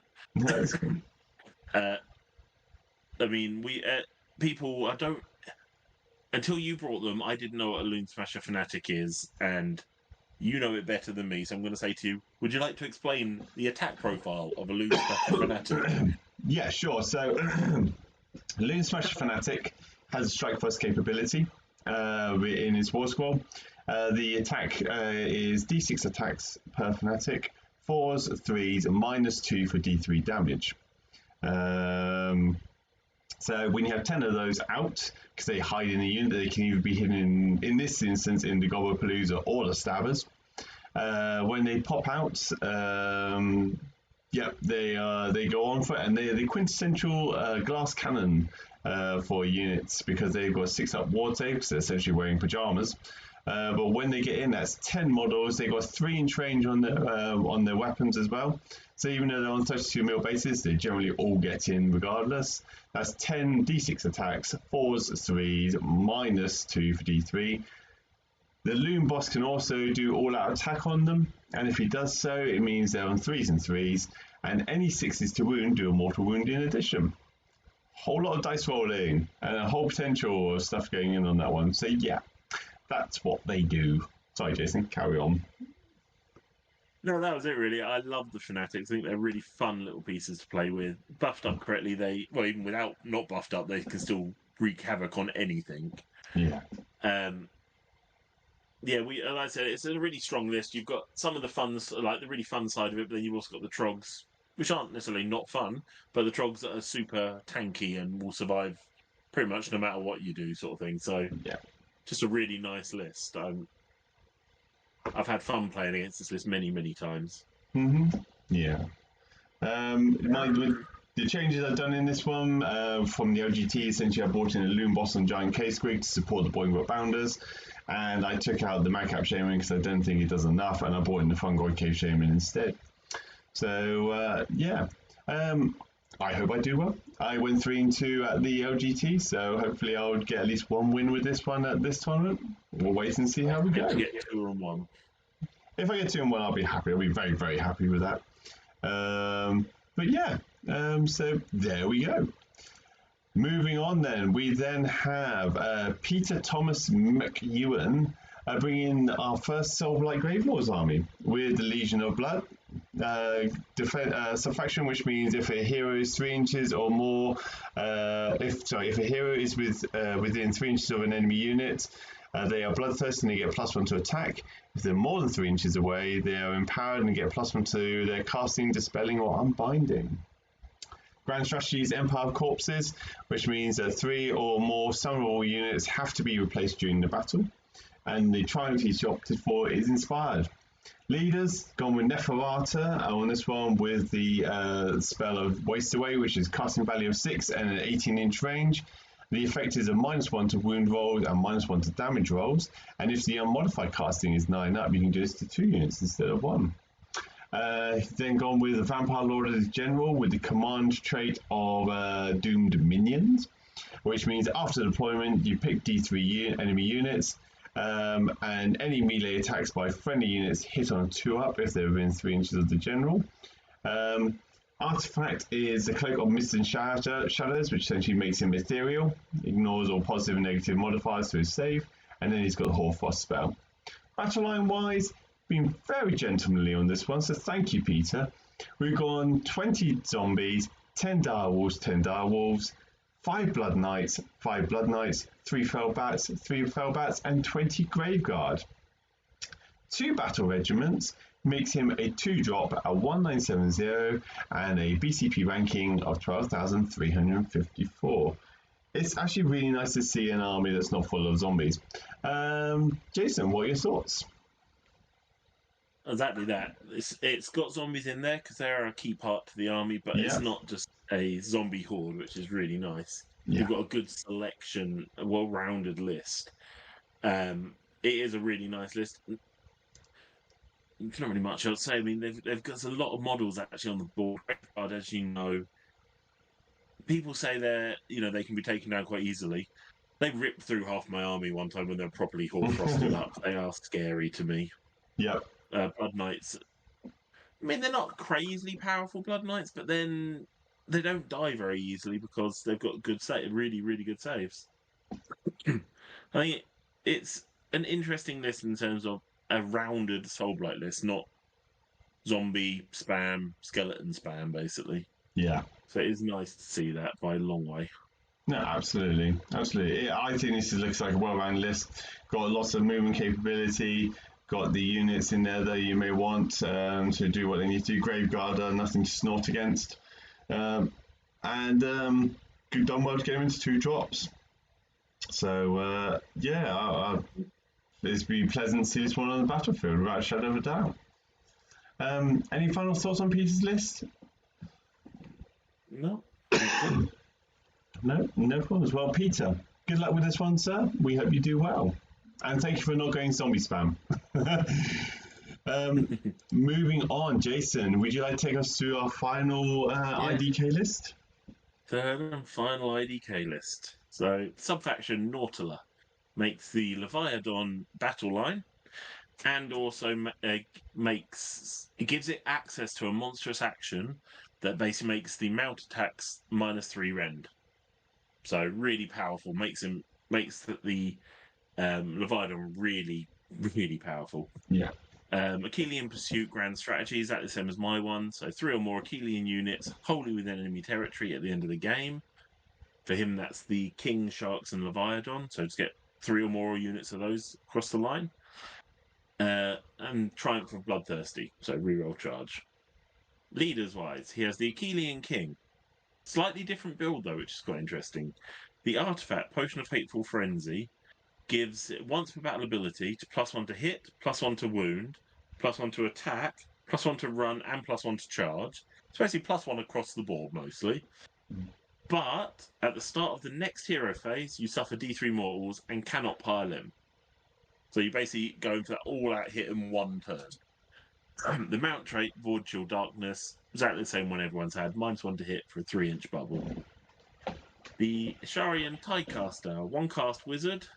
The command trait, the Teachings of the Turf Scroll, makes the tides, which I haven't actually spoken about, but the IDK army gets different abilities for every turn you go through. So it's like the tide going in and out again. But it just disrupts that. So instead of going a certain way, it basically flips it on its head. So turn 1 you get retreat and charge. Turn 2 you get strike first. Turn 3 run and shoot or run and charge. Turn 4 +1 to save. Turn 5 retreat and charge. Just mixes up the order a bit. And then the Law of the Deeps, the Steed of Tides spell is a hero or monster teleport spell. Casting value of 5, range of 6 inches. So he can either do the king himself or the Leviathan. Now, the other units. 20 Reavers, 10 Reavers, 10 Reavers. So lots of shooting in there. He has a reinforced unit of Alapexes, another reinforced unit of Alapexes, and then the Leviathan.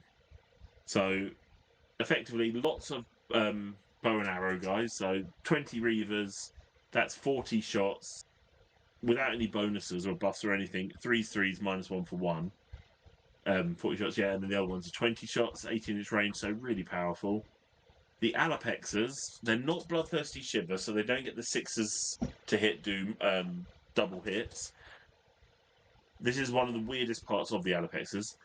Because there's 2 in the unit, one of them is the champion model, and the champion model gets +1 to hit with melee.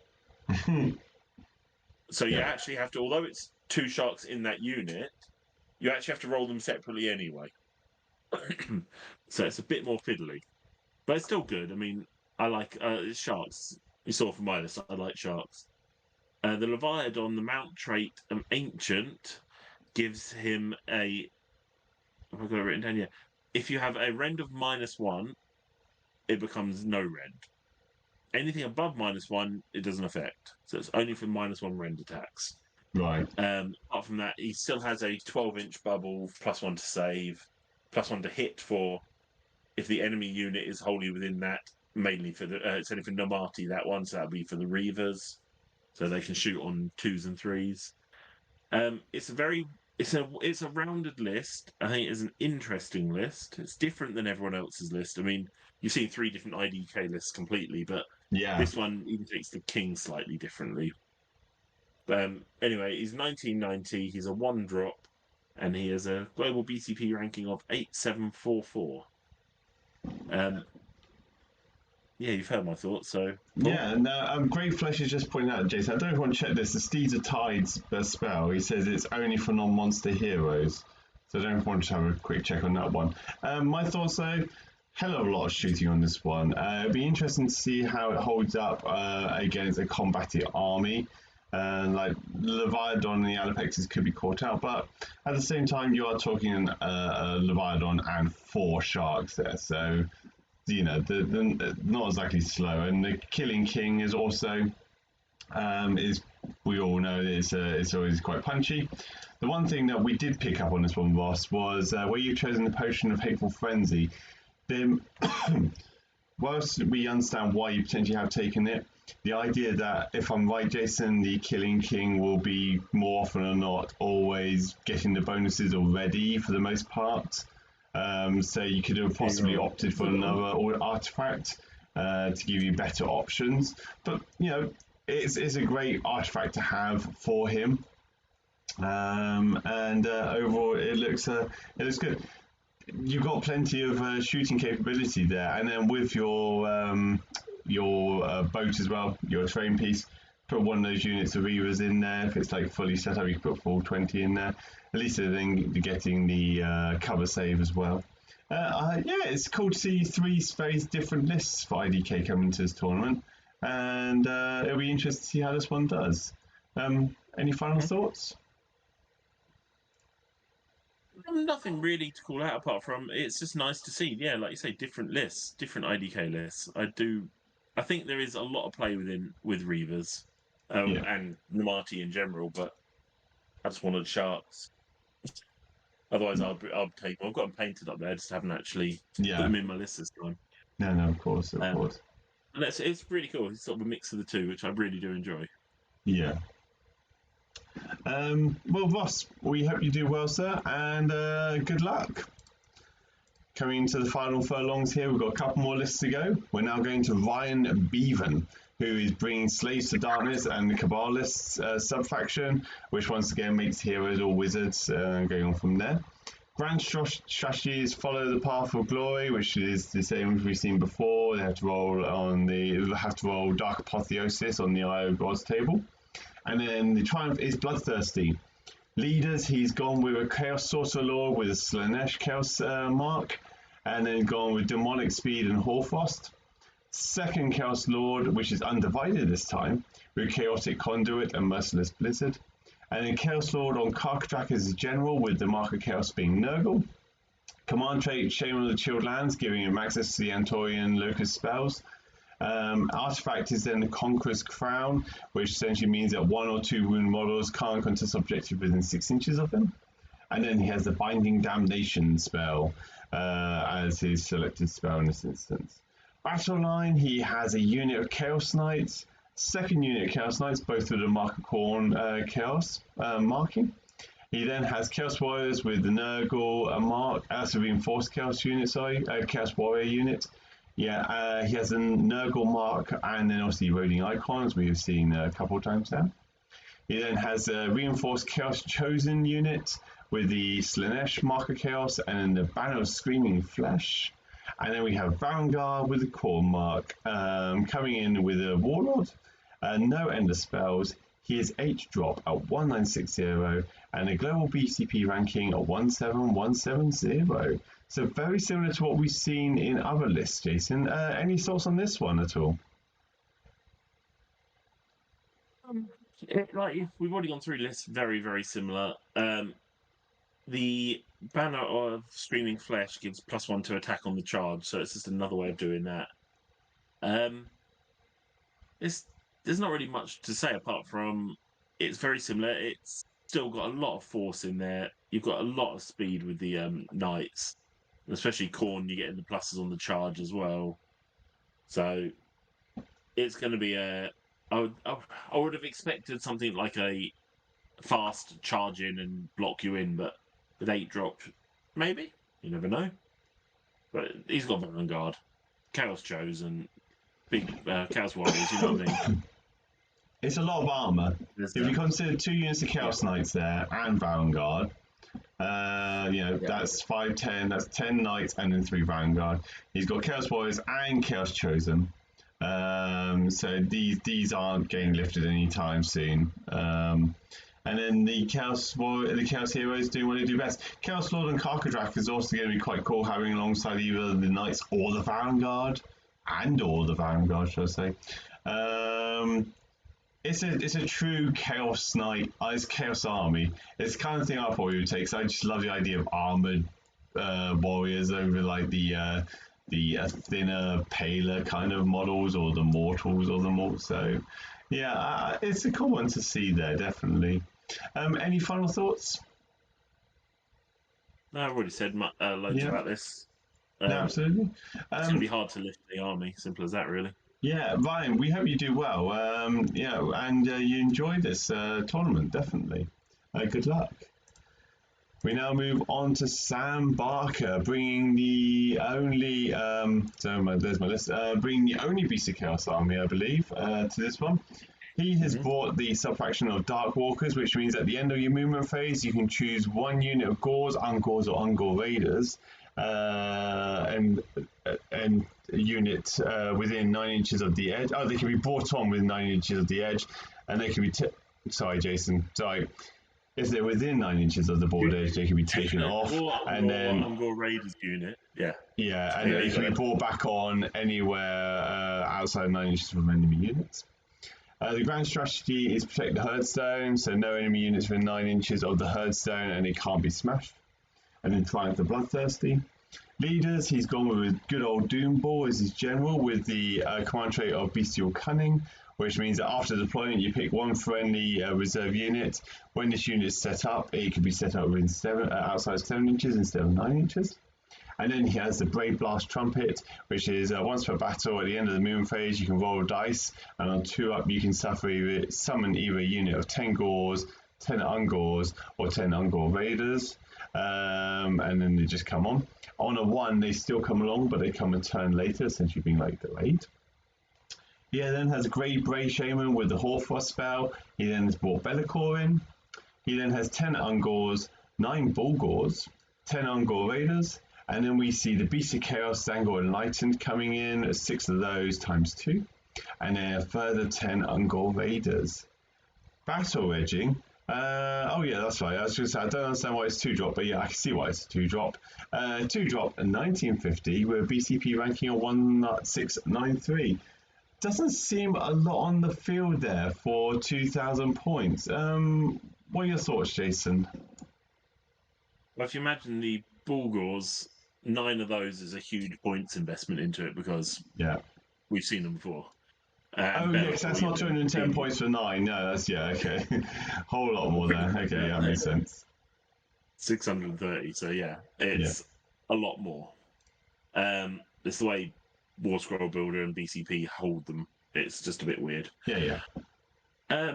So there are, although there's not a lot of models on there, you've seen the amount of you can summon another unit in anyway, so you get another 10 models on the board no matter what. Yeah. There'll be a lot more there than you would imagine from this army. Yeah. We've seen it's a fairly standard Beast of Chaos list. Apart from that, Be'lakor in it. I think I've seen him in one list before, but I feel like he's going to be a really good addition to the army. Just buffing, stopping an enemy unit, all this sort of stuff. We know what Be'lakor does. Yeah. Yeah. And the only thing I will call out is the Beast of Chaos Zangor Enlightened have the weirdest rule, but I love it. They get +1 to their wound rolls if you go second in the battle round. That's kind of different, isn't it? You don't normally see. I've never seen that. Rule, I like it. Yeah, I really like that. It's something a bit different. No, definitely more of an incentive to try going second. Absolutely. Mm-hmm. I can see what you're saying, Jason, with the idea this is a typical kind of Beast of Chaos army sort of thing, and I completely. You can see that it's just the time is getting the better of me. I completely swiped over the idea that it's actually 9 Bulgors there. It'll be interesting to see. Clearly, Sam knows what he's doing. I'm sure we've actually read Sam's lists out before in previous tournaments. And with his BCP ranking of 1693, he's certainly done well in previous tournaments. So, any final thoughts?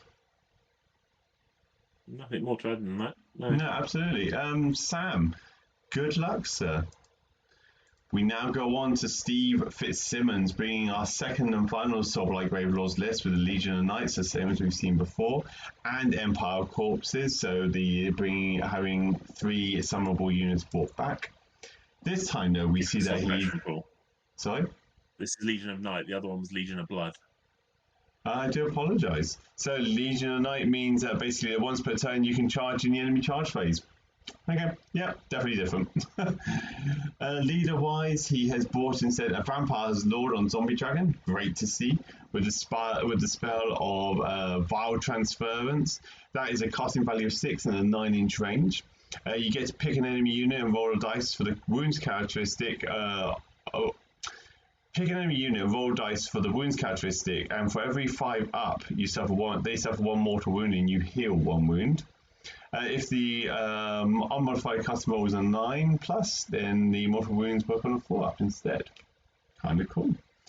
We have got Vampire Lord as his general, and he's gone with the Command Trait Shaman and Chilled Lands, so access to all the Antorian Locust spells. He's gone then with Morbeg's Claw with his artifact, which is in the hero phase. If you're more than 3 inches outside of enemy units, you essentially can stand still, and all friendly wizards within 12 inches get a +2 to the cast. But basically, the bearer cannot move, run, charge, retreat into the next hero phase. And then he's brought Manfred von Carstein with Wastes Away as his spell. Battle line wise, he's got 2 units of 10 Direwolves, 2 units of Deadwalker Zombies, and 1 unit of Graveguard. With a Suffocating Grave Ties and Ender Spell and a Battle Regiment, he's a 2-drop. 1980 points with a BCP ranking of 12505. What are your thoughts on this one, Jason? Slightly more zombies than the previous Soulblight list, but 2 groups of 20 is fine. I think that's just part of the army. It's not what like I've seen before, where you have like 60 zombies in 1 unit, which is horrible. because he's got two big heroes there. The number of units has to suffer a little bit. It's just the way it works. But even then, direwolves, nice speedy units. Zombies, they do what they do. Mortal wounds, etc. Graveguard are hard enough. Manfred, considering I'm an OBR player originally and have Arkan, so very similar to that one model, but it's just a nice unit to have, and he is hard to kill, especially with some of the new rules. He's hard enough to kill. And the zombie dragon, I've fought them before, and they're just hard. I killed it eventually, but it took so much of my force that it was silly.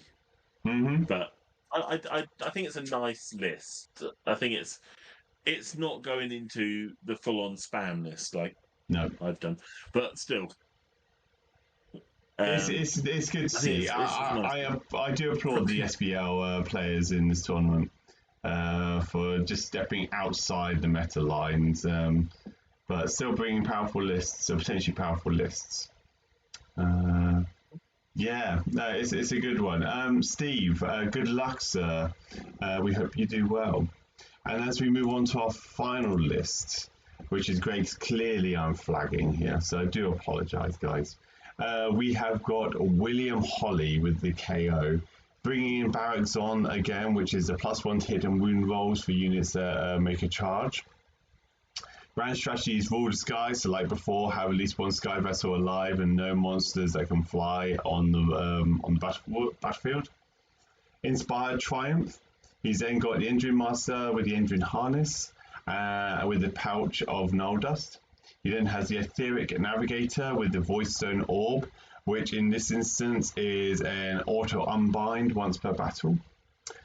We then have the Archnaut Admiral as a general with the Command Trait Stormcaller, which allows him to re-roll on the Navigator's Call of the Wind ability. We then see Gotrek coming in saying howdy hi, because he's a great addition to KO at the moment. We have a reinforced unit of Engine Riggers, a unit of Archnaut Company, and then a further reinforced unit of Engine Riggers. We then have two Archnaut Frigates, both with cannons. One of them having the Prudency shoots, which means that when and if it is destroyed, you don't need to roll to see if any models die, they all survive. And it's chosen to be the Admiral's flagship. In this instance, then we also have the articles, which in this instance is always take what you are owed. This one in this instance is, I can't find it on our notes. I don't think we actually have it on our notes. We'll find that one out in a second. Articles honours everything is a 4-up rally, and then no reward without risk is the last one we saw as well, which I can't remember off the top of my head, so I do apologise, viewers. Okay. Always take what you're owed.